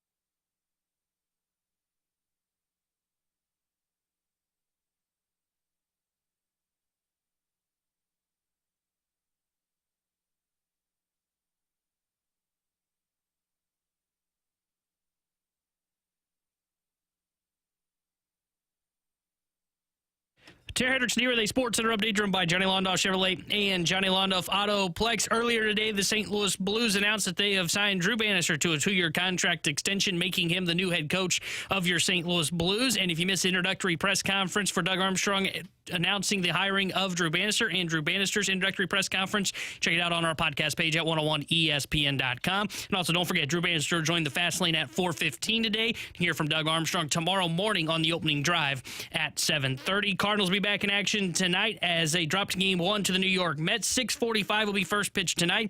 So Miles Michaelis gets the start for St. Louis. This is Sports Center update driven by Johnny Londoff Chevrolet and Johnny Londoff Autoplex. See them at londoff.com. Chevy, together we drive. Are you kidding me?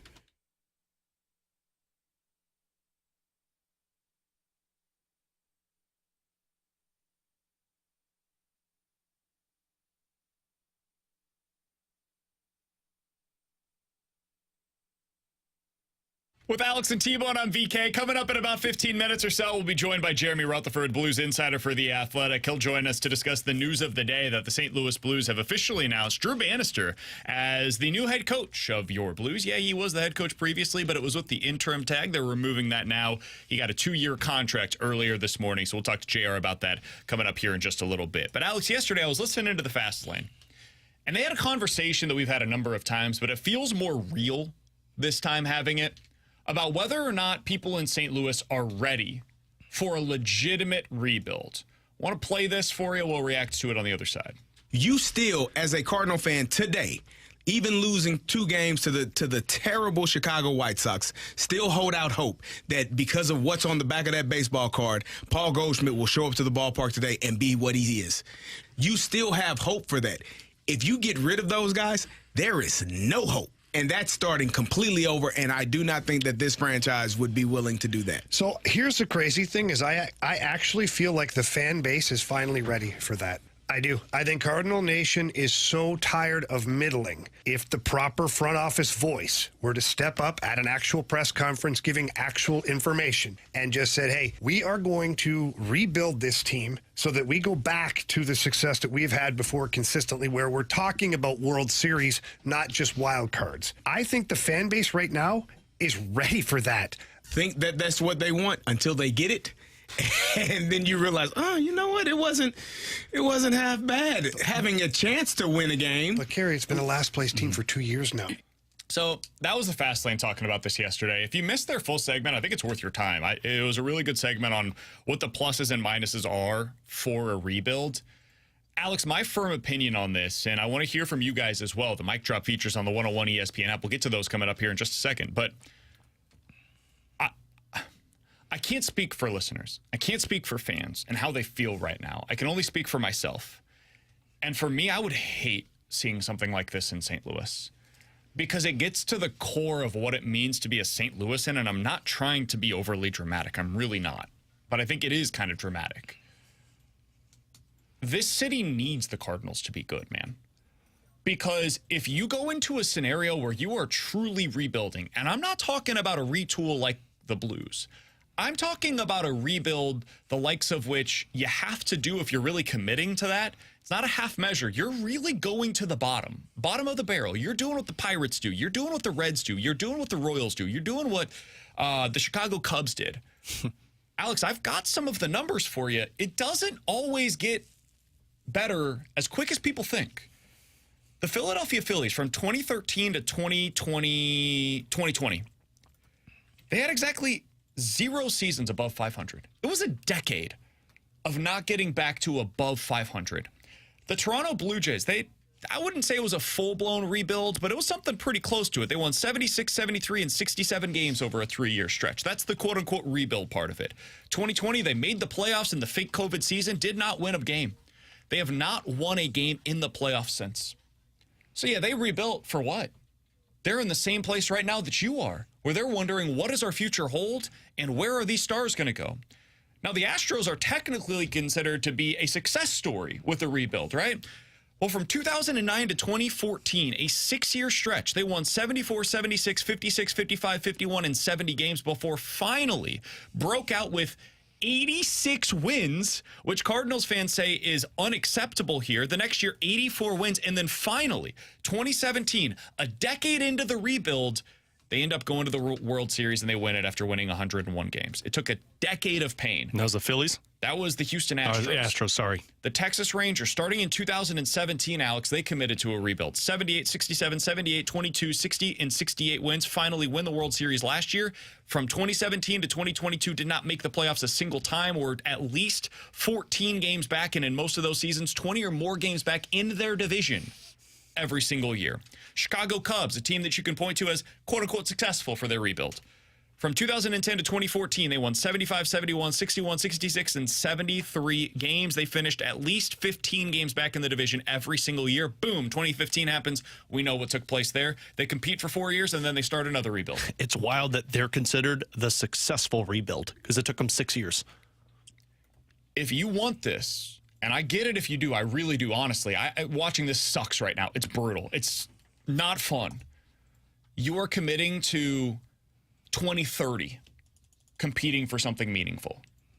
Maybe. Sonny Gray's got to go. Wilson Contreras got to go. Goldie, go. Arenado, go. Honestly, Donovan, get out. Helsley, out.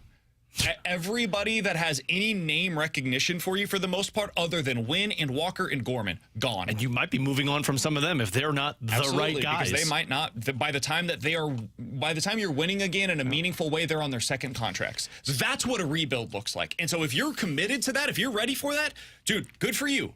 I'm not. I am totally uncomfortable going down that path. Yeah, that's where I'm at too. I'm not on board with this. You know, the funny thing, and I'm using the Cubs as an example here, is as successful as they were in 6 years, you know what they had during the time of the Cubs going through a rebuild? They had the Chicago Blackhawks winning Stanley Cups. So you had something to divert to.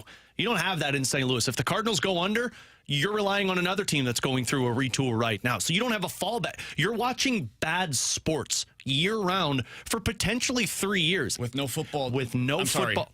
With no NFL team. Dude, that is a massive game changer here, because these other places that have gone through this, they had the Maple Leafs, they had the 76ers, or they had the Eagles. Yeah. You had the Houston Texans, you had the Dallas Cowboys, you had the Chicago Bears. Like, you had other stuff to keep your attention. The Blues are also going through a retool right now. So here's why I also I agree more with Carey in the sense of be careful what you wish for. And it's something that Jamie said that I think for anybody that believes a rebuild is the way to go, you don't have the right leadership in place. Yeah, but that would change. Like, I do think that's something where I agree. But you better hope you get the right person, because the reason that the Cubs were successful with it was because they had Theo Epstein. Who's the Theo that's out there right now? And it's not out there. But I mean, I was just looking at this, and the other portion of it too is like, you have to be bad and hope you win a lottery. Because now it's not you're bad, you get the first overall pick. You're bad, you could be picking 7th, 8th, 9th. And I'm looking through what the Cubs did. They drafted Javier Baez, Alberto Almaro, Chris Bryant, Kyle Schwarber, Ian Happ. That was their rebuild. And then on top of that, you traded for Anthony Rizzo, you traded for Jake Arrieta, you signed John Lester, and you signed Yu Darvish. All of that was on the back end of this rebuild to where you wanted to start being successful. You better hope you have the right leadership. And I don't think there's a Theo Epstein out there that knows how to develop and knows how to identify the proper talent. And if you're going through this bad of a rebuild, you're not bringing in talent that's going to help you win. You're going to suck. And even if you do get that number 1 overall pick, Alex, Mark Capel, Brady Aiken, Mickey Moniak, who finally is starting to come into his own at the major league level, Casey Mize, Spencer Torkelson, Henry Davis. And guess what happens when you don't hit those? Your rebuilds, the clock restarts. Those are for number 1 overall picks between 2013 and 2021. Now, I did, for purpose of the argument's sake, leave out Dansby Swanson, who's considered a success story as number 1 overall pick, and I don't know that he was, and Adley Rutschman. Adley Rutschman is the one guy that you can really look back on and say, ha, got a star. Yep. Between 2013 and 2021 at the number 1 overall pick, I can point to one who became everything that he was expected to be. This is hard, dude. It is so freaking hard to get this thing right. Here's the other thing, too, PK. Like, rebuilding then is different than rebuilding now. Like, you have to be worse than what you were last year to even be in the top 5 conversation. Like, you have to be worse than last year. Oh, yeah. People are saying, guys, we're already there. No. Look at the Rockies and the Marlins. That's what you have to be. Dude, you want to see what bad baseball looks like? Go watch the White Sox from over the weekend. Now, I know they beat you 2 out of 3. So technically, that's not a good argument. Continue watching them. Yeah. And now think about what it looks like to be worse than that. Yeah. Because that's what the Cardinals would have to do. And do it for 6+ years. All right, let's get to a couple of these mic drops. I want to play one, and then we'll get to more coming up on the other side of this break as well. T-Bone, the first one is coming from Andrew on whether or not he's ready for a rebuild. I'd be down for a rebuild, but only under one condition, and that condition would be that not only is the front office cleared out, but coaching and staff on the major league roster and in the minor leagues is completely cleared out and reset for the rebuild. And the main reason that I would be okay with the rebuild, and I guarantee you a lot of Cardinal fans would be okay with the rebuild, is because for the first time in maybe 4 or 5 years, the team would actually accept and have a sense of direction of where this team actually needs to be going, and not stuck in this zone where they have like a bunch of old players on the team that they're trying to win now with, but then they're trying to bring along these 20, 21, and 22-year-old players that are going to need 3 to 5 years of development to get to that point where the old players are right now. But then by the time they get to that point, well, then the old players are going to be ready to leave, or they're going to regress and not be as good as they were. I don't understand the direction they've been trying to go in for the last 3 or 4 years. And so Andrew's right. Like, they don't have a direction, and you're giving yourself a direction. But I go back to my statement a little bit ago with that. In the scenario that Andrew just painted, where you are clearing house, you are bringing in a whole new regimen of manager, general manager, president of baseball operations, players. Who's the guy that you believe can lead this team? Because there's no name out there that you look at and you say, that's the guy that takes us out of this rebuild. So I think based on, it's one mic drop, but I think based on reading the text line both today and over the last 5 years, I think I've got a good sense of this. I think what people are really saying is whatever it takes to get rid of Mo. If the one way that I can get rid of Mo is that I have to commit to a rebuild, sign me up. But do people not understand that the DeWitts are still in charge? Fair. But what if I told you there's another way? Like, it doesn't have to be Mo or full rebuild. It could be door number 3, where it's Mo or full rebuild, or new general manager in place that commits to like trying something similar, where they are trying to compete again, but making better decisions along the way with a better process throughout the minor leagues and a better player development system. And oh, by the way, hey, DeWitts, can you please build that pitching lab? Like, can we please get that in place? I think that is, for me, like, because I got to present, hey, what would you do instead? You don't want to rebuild. You're not all in on this current plan. What would door number 3 represent? It would be that to me. So I think that's the direction I would want to go, is keep trying to compete, even if it means going with a new voice in charge. Let's go back out to the mic drop app, or mic drop feature on the 101 ESPN app, and hear from Derek on whether or not he's ready for a full rebuild. Hey guys, I'd be fine with the rebuild if the Cardinals would just say they're going to do that and commit to it and give us fans a game plan and what the future is going to look like. Right now, they claim they're trying to be competitive, and they're not. And we're like in this in-between thing. So if they would just say, yes, we're doing a rebuild, and this is what it's going to look like, I think a lot more people would be on board. I think the frustration comes in the confusion between, are we competing or are we not competing? And there seems to be no plan at all. Just general assumption here. It sounds like people want honesty more than anything. Yes. Like, if Mo was to come out today and say, look, this is not going the way we thought it was going to go. I just want people to understand where we are at. We hope to be competing in 2 to 3 years, and that's what we are building towards. I think fans would be happy. I think he's lost all of that benefit of the doubt. Absolutely. Was it the not frustrated by the offense, the be patient? Yeah. Which one? Yes, all of the above. I think it's the last 5 years, people have grown so frustrated by everything that comes with the Mo experience. And I'm not all the way there. You guys know how I feel about it and where my differences lie and where my fork in the road comes. But I think, just based on kind of reading between the lines for our text line, our calls, whatever, I think that's where they're at. I think Mo can't be the voice that makes that choice. No, you have to start with that. But what I'm saying is, it sounds like people want to rebuild because they want direction. If you get direction that's not a rebuild, I think Cardinals fans are happy. They want honesty right now. All right, let's hear from Jake. Obviously, my overwhelming, resounding answer to that would be no. I'm a spoiled Cardinals fan. I grew up only knowing winning baseball from the Cardinals. And so that would be a tough pill to swallow. However, the Cardinals have put themselves in this position. I think after 2015, they have become somewhat complacent. They got stuck in their ways. And now they are chasing the rest of the baseball industry. You saw this past offseason, they had to update on their pitching philosophy and their types of arms they go after. And now it appears that the hitters are lagging behind, or something is going wrong in the hitting department that they may have to upgrade and, get up with the times on. And so now if you're constantly stuck chasing after the newest trends, the newest models, the newest way of going about and doing things, then it's just time to reset and rebuild and put yourself back, at or above the pace of the league. So I agree with like almost everything Jake just said until he got to the rebuild. Like I totally agree. They have been chasing since 2015. Yep. And we've made that point a million different times in 5,000 different ways, Alex, over the last almost decade.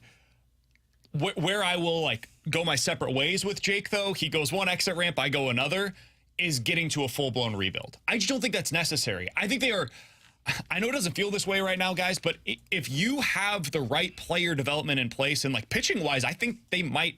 Heimblum, I think, has some serious influence that we're seeing right now down in the minor leagues quietly. You're starting to see some arms develop in a way that is different than what it has been in previous years.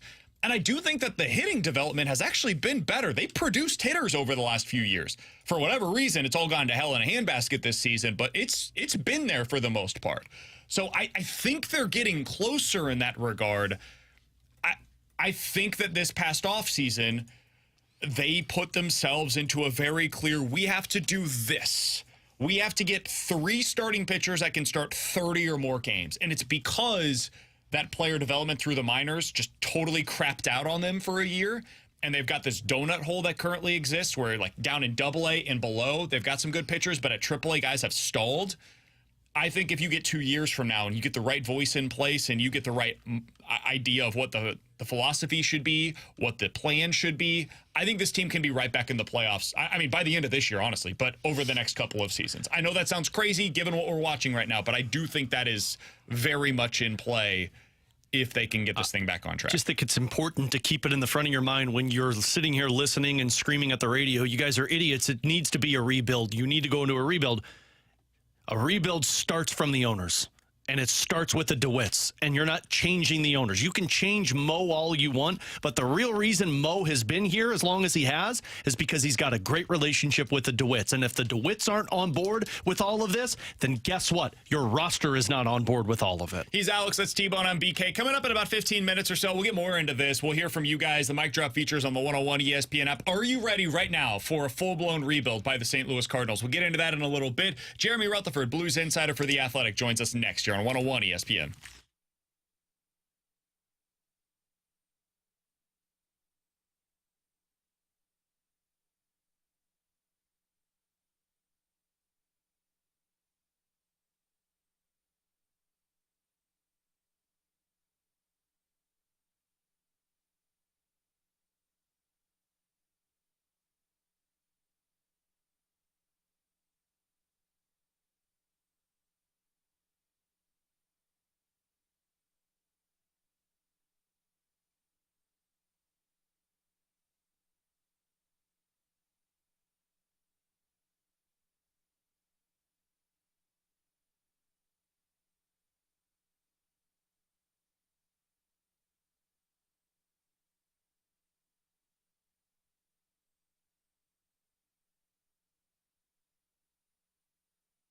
Hey, it's BK, and it is time for you to unlock your inner champion. There's one way to do it. You go over to Victory Men's Health. They've got 4 great locations, or you can check out everything they have to offer at victorymenshealth.com. If you woke up today and said to yourself, man, I just don't have the same energy that I once did. You're chasing around the kiddos at home, and you're getting tired. You wake up in the morning, you don't have the same amount of just excitement, exuberance for the day. Well, maybe you have some low testosterone that you need to get checked out. They can do that for you at Victory Men's Health, and that's not the only thing they do over there. They'll have this lab draw kit that is going to check all of your micronutrient levels. So it could be low testosterone. It could be something else that's plaguing you and not allowing you to be the best version of yourself. They'll find out what that is for you at Victory Men's Health. And when they do, they'll help you out with that. If it is something else entirely that you need to get looked at, you're trying to get some help with weight loss. You've tried everything over the years. There's just nothing that works. Victory Men's Health can help you out with that as well. Check out everything they have to offer. Go to one of their 4 great locations across the St. Louis area, or check them out at victorymenshealth.com.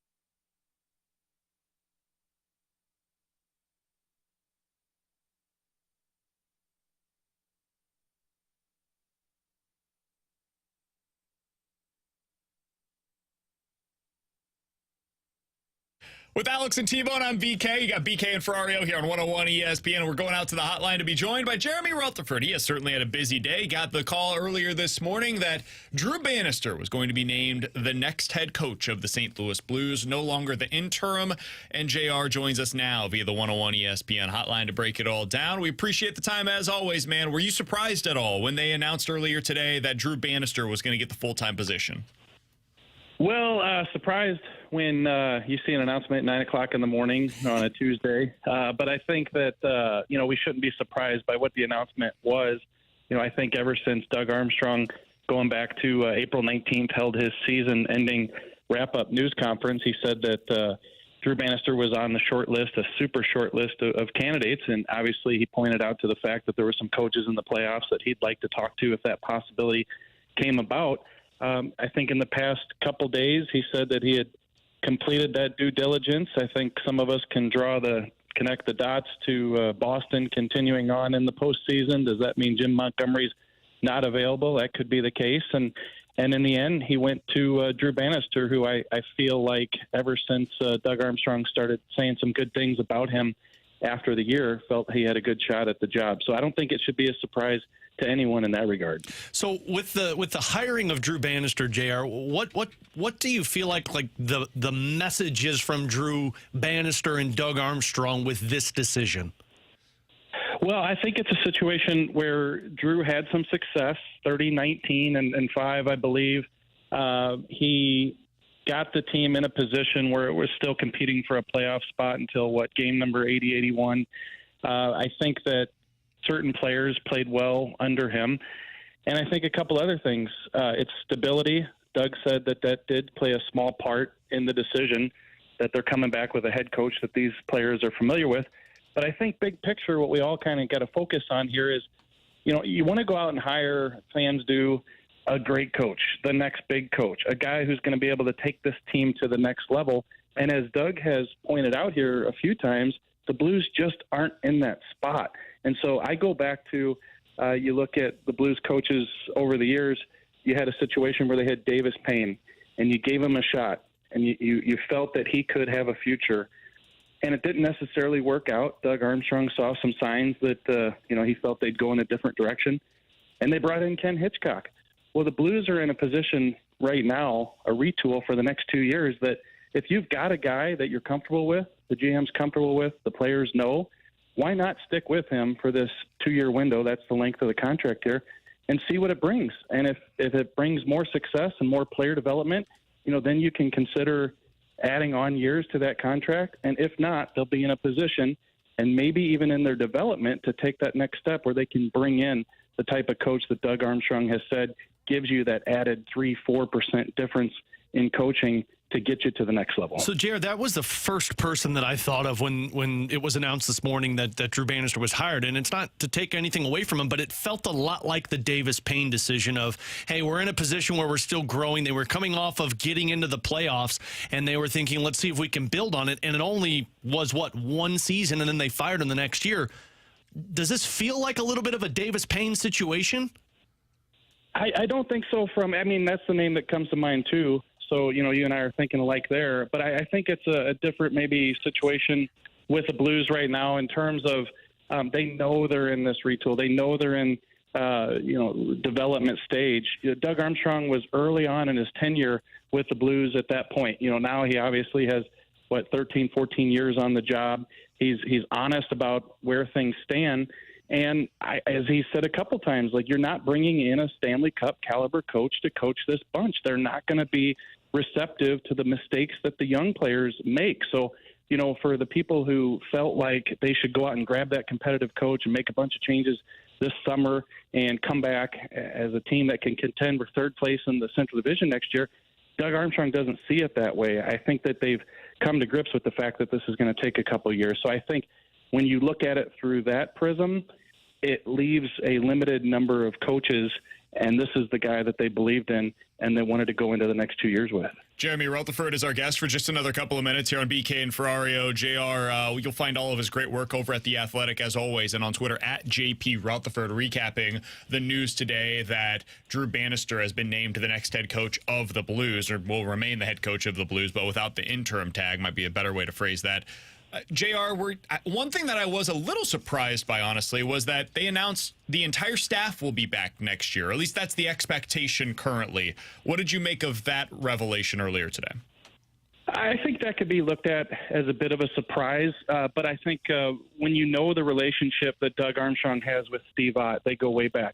When you think about Doug Armstrong bringing in Mike Weber to coach the defense, I can't see a situation where he lets him, coach for a year and then, sends a young guy trying to get some traction on his way. And when you listen to Drew Bannister talk about wanting to come back with the same staff, again, we go back to that stability, comfort thing. I think Doug Armstrong was willing to listen to Drew and say, okay, that's what I'm thinking as well. I think when Steve Ott got appointed assistant coach to go over with Team Canada and coach at the World Championships, Doug has a lot of influence on those decisions that are made at the Team Canada level. That was a signal that you'd likely see Steve Ott back. And while Steve Ott has been in charge of the power play the last several years, some good and a lot of bad lately, I think that what we saw down the stretch from the power play showed some signs of improvement. So I was surprised, yes. I mean, if you would have told me, 2 months left in the season that the entire staff would be back, I'd probably be a little bit surprised. But I think when you dig deeper and you know a little bit about these relationships and what they're trying to do here with keeping some familiarity with everybody, I don't think it's a big surprise. JR, one more from me, and this is more roster-wise now that the head coach is figured out. With Jordan Kyrou and Pavel Buchnevich, I think those are the two guys that everybody's honing in on for this upcoming offseason. What do you feel like the impact on those two futures with the Blues is tied to with Drew Bannister now as the head coach? Yeah, there's going to be a lot of questions that come from what does this coaching decision mean and how is that going to impact their competitive level the next couple of years, and what's that going to mean for some of these players that we've been talking about who need contract extensions like Pavel Buchnevich, and then with Jordan Kyrou and obviously his much talked about future all the time. I asked Doug Armstrong the question on the call about, people are going to look at a situation where if you hire a veteran coach, you're going to make some moves this summer and you're going to be more competitive and people are going to like that. Or if you hire an experienced coach like Drew Bannister, does that mean that this is kind of a setback in terms of it's going to take a couple, 2 or 3 years and you're signaling to us that you're not ready to be competitive for at least a few more years? And he said, no, we're going to look prudently in free agency, and we're going to try to upgrade this roster, and we're going to make some moves to be as competitive as we can. So with regard to Buchnevich, I still think, whether they brought in Joel Quenneville as the coach or Jim Montgomery or Drew Bannister, that thing's going to take some time. It's going to take a lot of, investigative work on the Blues' part in terms of do they want to give a long-term contract to Pavel Buchnevich? Is that what he wants? And then take it from there, again, regardless of who the coach is. And then with Jordan Kyrou, I mean, that's a big decision on what to do with his future. Based on everything I've seen here lately, I can't envision the Blues making a move with Jordan Kyrou this summer unless something big falls in their lap that makes sense. But I think that would have been the case regardless of who the coach was. So I think you can look at this hire as a way of what does it mean for a lot of these decisions? I think some of them are going to be made regardless. Hey, JR, appreciate the time as always, man. Looking forward to all of your great work over at The Athletic. We'll be following on Twitter as well, at JP Rutherford. We'll talk with you again next week. All right, thanks, guys. You got it. That's Jeremy Rutherford joining us as he does each and every Tuesday here on BK and Ferrario. Appreciate his time, especially on a busy day like today when he's got the news that Drew Bannister has been named officially the full-time head coach of the St. Louis Blues. Alex, when I think about what this means, big picture, like the hiring of Drew Bannister, for me, and this is just a reflection of what my vision has been, my understanding of their plan has been all along, I don't think it really changes anything about how I view the outlook moving forward. Because I've always felt like they are committed to this 3-year build, this 3-year retool. And I think this was year one. This past season was year one of that plan. And I think it makes a lot of sense to have somebody like Drew Bannister in place for year 2 and probably year 3 as well. I don't think it alters, at least for me, my expectations for the offseason. Do you think it alters at all how you view the outlook for the offseason? No, not really. I think they were going to make moves no matter what in terms of trying to upgrade this roster, whether it was Drew Bannister, whether it was Joel Quenneville. Like, they were going to look for upgrades so that I mean, we've talked about it. It's hard to run it back with the same team unless you're forced to and you can't make any trades. I do think it impacts to the level of you're not going to be as aggressive for NHL players as it would have been if they would have brought in a Jim Montgomery or something like that. If one of those hires took place, I would have felt like that was Doug saying, hey, we need to be a little bit more aggressive because we're closer to it. I think with Drew, you're a lot more cautious this offseason of like, is this the right move so we don't pull a LA Kings Pierre-Luc Dubois. If you missed it earlier today, Drew Bannister and Doug Armstrong both spoke with the media. You can check that out right now at 101ESPN.com or the free 101 ESPN app. Those podcasts are all presented by Dobbs Tire and Auto Centers. I was about to say it, and I left it open. It is terrible. Toss. Drew Bannister will join the fast lane coming up at 4:15. Doug Armstrong will be joining the opening drive tomorrow at 7:30. We will also be joined tomorrow, Chris Alex, Butler by at Chris 11:30 Butler. Tomorrow at 11:30. People are like, ooh, Chris Butler. He's an awesome interview. So take that. And maybe Chris Thorburn was a captain on an AHL team. His first team. Drew Bannister just happened to coach. His first team in the AHL. So plenty to get to that tomorrow on the show as well. Again, Bannister at 4:15, and Army maybe Chris tomorrow at Thorburn. 7:30. Coming up in about 15 minutes or so, we'll play a game of Bet It or Forget It, 314-399-9646. But next, are you ready officially for a legitimate rebuild? Not a retool, no, nothing like that. Going down to the bottom, taking this thing down to the studs, winning 60 games-ish over the next few seasons. Are you ready, prepared for that for your St. Louis Cardinals? Talk about it, hear from you via the Mic Drop feature next year on 101 ESPN app.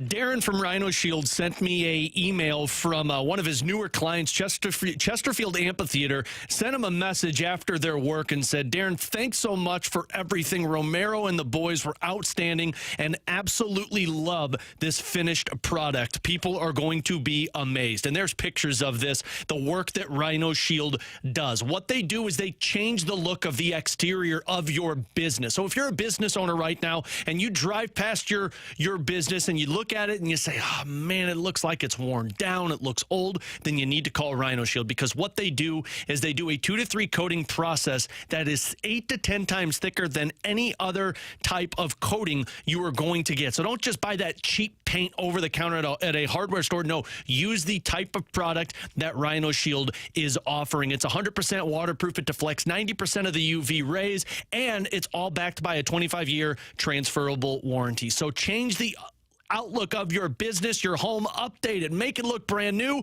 with Rhino Shield. 877-25-RHINO, 877-25rhino.com.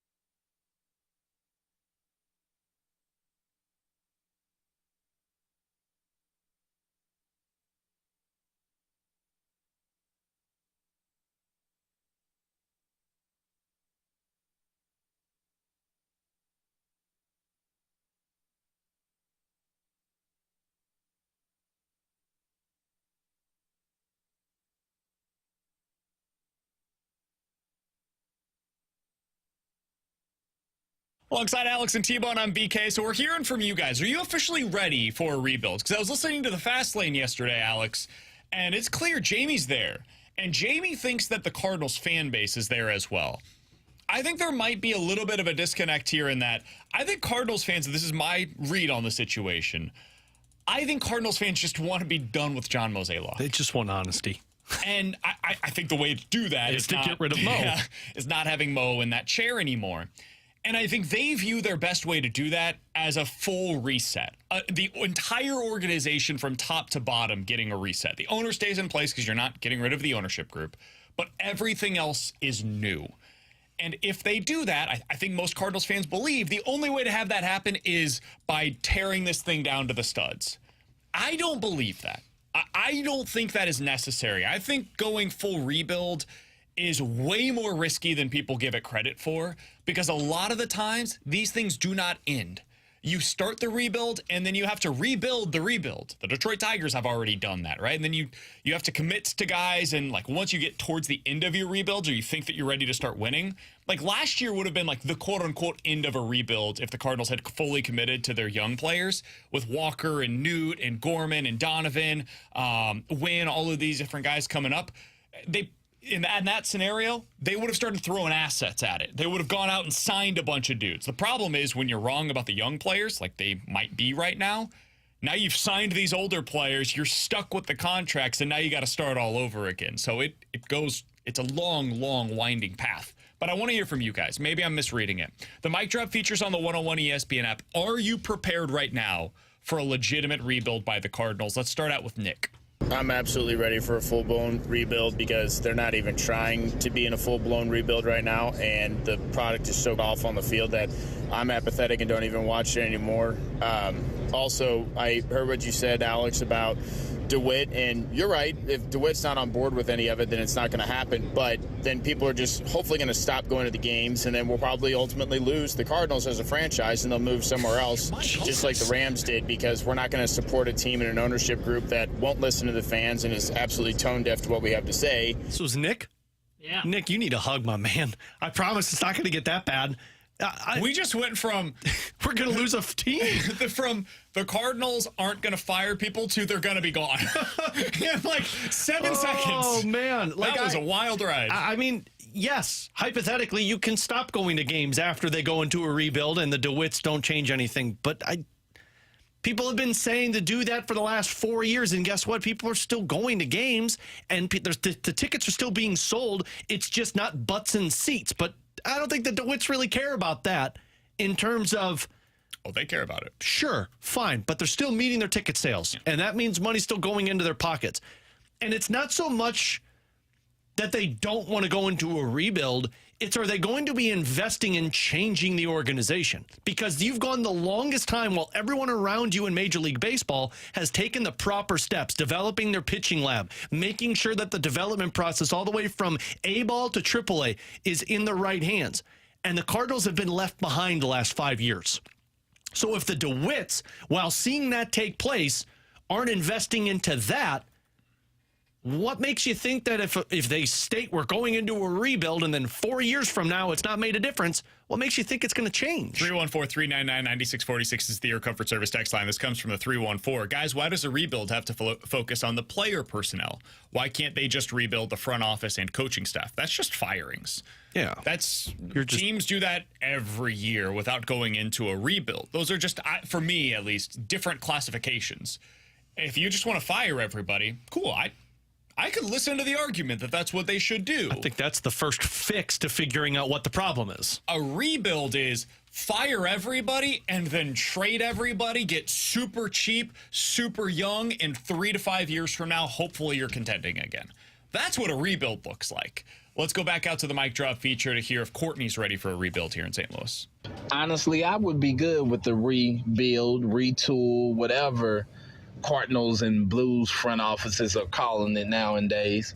But that's all the fan base wants is a little honesty, transparency, and talk to us like we're not dumb, like we can't see with our own eyes there's chaos going on, that you guys as a front office are not prepared. You You can't develop. You've lost your touch. You've been passed up as far as technology is concerned. Sonny Gray had to tell you guys things that the clubs are doing because they're stuck in their ways. They are outdated. And it's just time to do something that's different. And being honest with the fan base is a start. I think that's what every single Cardinals that dude just got a standing ovation in cars right now. I don't know how that happens. You shouldn't do that. Yeah. You shouldn't stand up in the car. But Way to go, congrats to Courtney. you. But I mean, you want everything that I think a lot of Cardinals fans are thinking right now. You want honesty and you want change. And I think the change comes in the front office. You put a different voice in place and you want honesty. You want somebody to step up to the plate and say, we are not a World Series contender. Our goal is in the next 3 to 4 years to be a World Series contender. The thing is, though, like, I don't think they even have to say that. I don't think it has to be a rebuild. I think if I said right now, at the end of the season, the Cardinals go in a different direction, and they've got somebody else in place that's calling the shots as the president of baseball operations. And they came out and said, hey, listen, over the last 5 years, we've lost our way as an organization. And we're going to get back to talking about World Series, plural, here in St. Louis. We believe that should be the goal every single season. And we're going to do the best thing that we possibly can to make sure that that happens on a year-in, year-out basis. And we're going to go to the market. And if that means trading young players to get proven assets, we're going to do that. If that means going out there and giving what we deem to probably be an overpay for a guy that 7 years down the road won't be the player that he is right now, it might be worth it for us. We're going to do whatever is necessary to deliver the best product possible for this city. If they just came out and said that, I think people would be like, oh, hell yeah. Hey, who's this guy? Or gal? Kim Ng. Hey, let's do that. Yeah. I don't remember what the reaction was, but I remember us getting excited at Ili Marmol's introductory presser. World Series. Where he said, our expectation is to win World Series, not to win the division, to win World Series. And then, like, a week later, I was like, well, like, it feels kind of like a stretch. I think that you just need somebody that talks to you on that level. That's why I honestly appreciated Ollie's press conference last night. He just talked to fans and said, hey, here's what's going on. We're trying. We're doing our best out here. We're working. Here's what the game plan was today. We didn't execute on it. Here's what guys need to get better at. Here's where we think it's going to get better. Here's what isn't the problem, and here's what is. And just explained it to people. I think people appreciate it when you just lay it out for them. Here's what's happening. Here's what we need to do better. Now, they're going to judge you based on whether or not that happens. That's fair. That's the job that you're in place to go out there and do. But I think a lot of the times when Mo talks to fans, I felt it whenever we talked to Gersh, Alex, that it was the opposite, where it was like, hey, Michael Gersh just explained their offseason in a way that I hadn't heard previously. Kind of made some sense. And if it had just been explained that way previously, I'd be like, okay, even if I disagree with it, plan makes a lot of sense. Yeah. So the one thing that came to mind after Courtney's mic drop was, do you guys remember back, I think it was 2018, the New York Rangers put out a press release from their general manager. There's a pretty good chance I don't remember this. Probably not. You didn't like hockey back then, and now all of a sudden he's the hockey guy. They put out a press release that basically said, we are rebuilding. This was the quote. The decisions we make going forward will be based on long-term and not trying to save the season. The letter was sent out to fans. Let's face it, we've had a pretty good run for a while. Many years we've had a team where we are looking to add at this time of the year. Right now, as we sit last in our division, it's become increasingly clear that's not who we are. We need to do what we can to get as many assets as we can. We want players we can build around our team. That was essentially a letter that they sent out to season ticket holders, the Rangers did, that said we are going into a rebuild. And then the next few years, they drafted first, second, third overall, and then they turned it around. I mean, to be fair, the Cardinals kind of did that last year at the deadline. Yes, but I don't think, not that I don't think, they weren't upfront with it. What their plan was at the deadline? They said, we're going to go out there and we're going to acquire pitching, and our offseason plan is going to be pitching. Yeah. I mean, they were honest about that. But what I'm saying is, like, the reason I brought up the Rangers is because they were honest about what the future looked like. The Cardinals seemed to be, they were honest about a trade deadline, and they were like, we'll be competitive again next year. I think the Cardinals believed they were going to be competitive this year. Yeah, they didn't see this coming. And this is what the living in denial feels like right now. I don't think they were living in denial. Can I be, like, this is where I am just disconnected with the fan base, I think. And maybe you guys are right, and I'm totally wrong on this. I'm open to that. I think if you had told me, Alex, on opening day, and I think you would have signed up for this too, if you had told me on opening day, hey, the pitching's going to be like roughly mid-tier, in terms of your starting rotation, middle of the pack in ERA. Your bullpen's going to be top 10 in Major League Baseball. Defense going to be top 10 in Major League Baseball. Base running is not going to be a liability at a minimum and might be an asset, depending on how you want to look at it. I know there's different ways to measure that. Like if you think bases taken is a big deal versus stolen bases, whatever. Middle of the pack at worst, it's not a liability for you. If I told you all of that, and I didn't tell you anything about the offense, but I told you everything else is at least middle of the pack or better, I think both of us would have been like, I bet you the Cardinals are pretty good. And so what happened then, Goldie stopped hitting, Arenado stopped hitting, Gorman stopped hitting, Walker's down in AAA, Nootbaar stopped hitting and got hurt. Edman's not here. Carlson wasn't here at the beginning of the season. Who else haven't I mentioned yet? Like everybody other than Wilson Contreras and Mason Wynn has been below expectations offensively.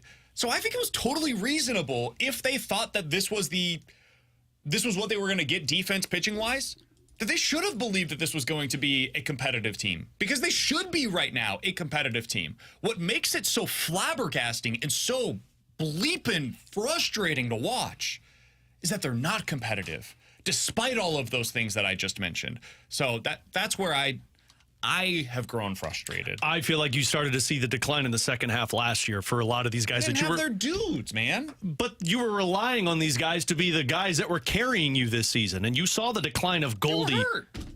They had back issues last year. And the back issues for a 36-year-old is just going to get better, right? Fair, but it's one thing to see that Goldie going into a little bit of a regression this year. We all knew that was very possible. But those are the guys you're relying on to keep you successful. I'm not talking guys. I'm talking guy. Goldie going into a little bit of regression this year, totally reasonable to expect. Your entire lineup crumbling was not a reasonable expectation. But your two core pieces in Goldie and Arenado crumbled down the stretch last year. But to me, where it's different is they're not built. Arenado was hurt. They're not built on Goldie and Arenado like they were in 2021. You know, like 2021, it was Goldie, Arenado, and I guess at that point they had O'Neill as well. But those were the big three. Guys, we talked about this lineup. Wait, even if you thought the lineup wasn't going to be as good as BK's 2004 comp. 13, man. How many times 2004. 4 felt right. He said 2004. But you still thought it was going to be 1 through 7, to where 3, 4, or 2, 3, and 4 were going to be really good, and then it was, hey, at least everybody else is going to be like 10 to 20% above league average. And most major league teams would sign up for that. And that wasn't pie in the sky thinking. No. It's what was on the back of the baseball card. Yeah. Like the projection systems, which are numbers based, you can take them or leave them, whatever. But they're based on the numbers that you have previously shown at the major league level. They all had the Cardinals with the top 10 offense, and that's conservatively speaking. So we want to hear from more of you guys on the mic drop feature. Are you ready for a rebuild? We'll talk about it next year on 101 ESPN.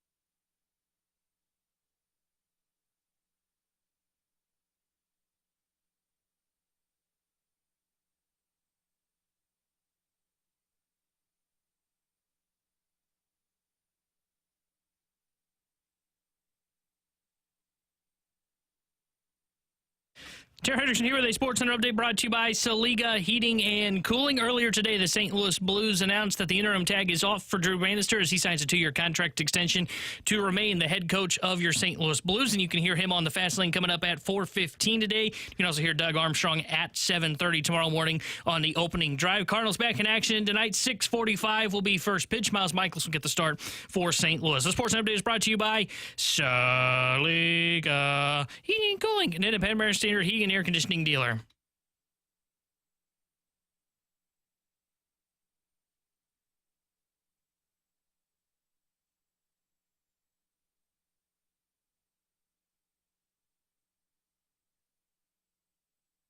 All right, we're talking about the Cardinals today here on the show, and yesterday the Fast Lane brought up the idea that it's time for a rebuild, and they believe, at least Jamie did, and I think Stalter did to a degree, and certainly Marshy was on their side as well. This fan base is ready for a full-blown rebuild in St. Louis. I would push back on that notion just a little bit. I just don't think that people want to go through the full rebuild the way that Philly, Toronto, Houston did, for example. The payoff is just, it's so risky to go down that path without knowing for sure that it's going to work out for you. And I don't think it's necessary here in St. Louis. I think the honest answer is people want somebody to pay for what's been a really brutal year and a half of baseball and an underwhelming almost decade of Cardinals baseball for a lot of fans. So we're going out to the mic drop feature on the 101 ESPN app to hear from you. Do you feel like you're ready for a legitimate rebuild here in St. Louis, or do you just want Mo gone? Let's hear from Jake. BK, personally, if the Cardinals go on this rebuild, then I will have no interest in going to the ballpark. At least now I can look forward to watching, Sonny Gray, Nolan Arenado, Paul Goldschmidt, Wilson Contreras, and then hopefully there's promising young talent that pans out. But if we're going full on rebuild, there's just no point of wasting your money going to the ballpark. Maybe if we can get some all-inclusive tickets, green seats, for cheap. Other than that, I wouldn't really want to go spend my money and time whenever there's other things to do down here. Free food Fridays. That's what you'll have to do. So this is the other thing. If they do go into a full-blown rebuild, the Cardinals rely heavily on revenue from tickets. You know what happens when you go through a full-blown rebuild, guys? Ghost town. Fewer people go to the games, and what that means is fewer people go to Ballpark Village. Are going to the Cardinals, which means fewer dollars are being invested in the team, and it just becomes this vicious cycle. And that's gosh part darn of what it, they're trying to put some renovations into this stadium. Exactly.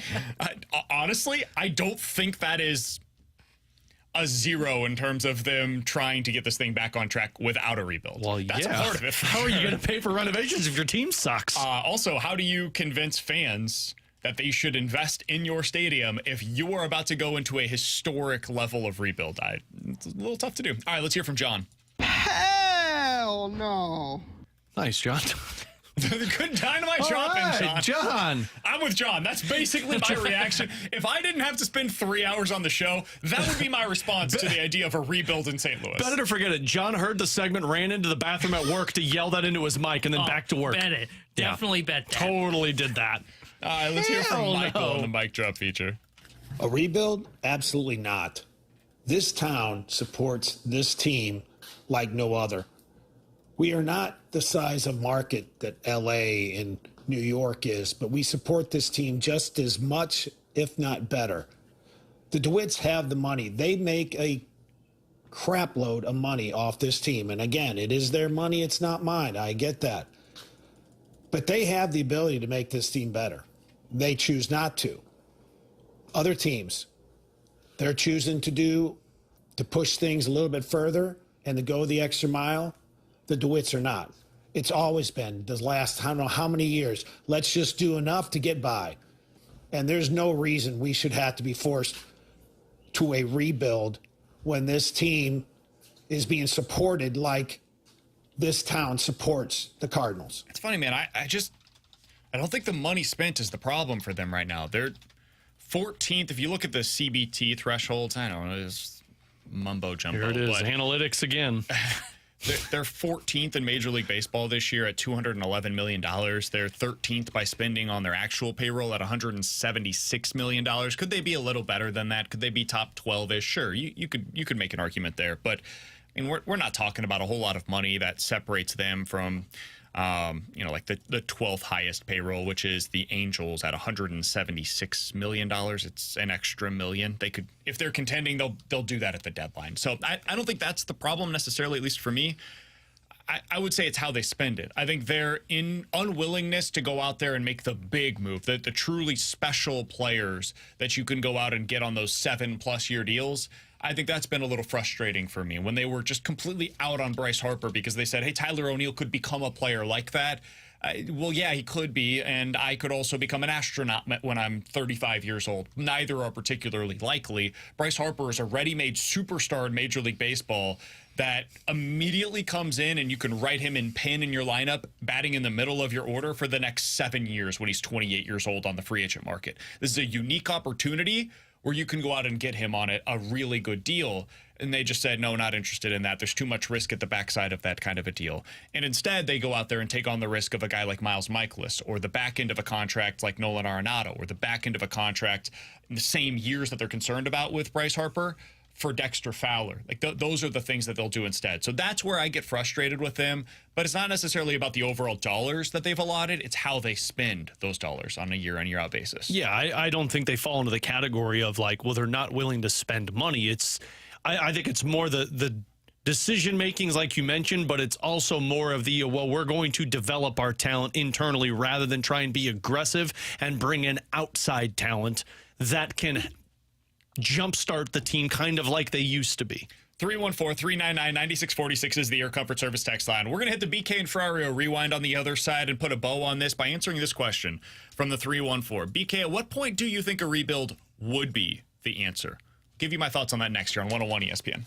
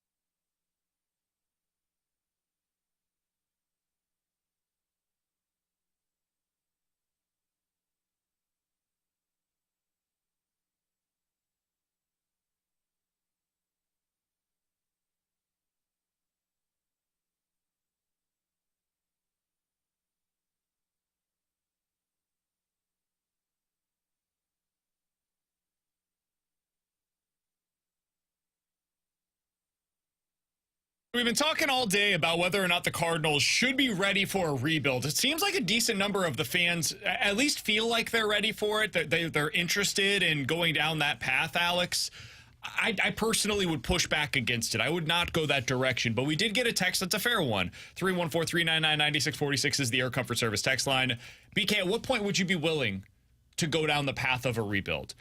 It would require them this season basically being as bad as they were last year. Nolan Arenado and Paul Goldschmidt both continuing in this direction of, hey, this is just not going to work out for them. And all of the young guys have to continue to fail in this way. If you get all of that happens, it's really hard for me to look at where you're at as an organization and say you have any alternative at that point. Then you would be forced into a rebuild. But my answer is I would have to be forced into that. My immediate decision this offseason, my choice, my preference would be let's continue to build around something. That might not include Paul Goldschmidt. For me, it probably wouldn't after this year.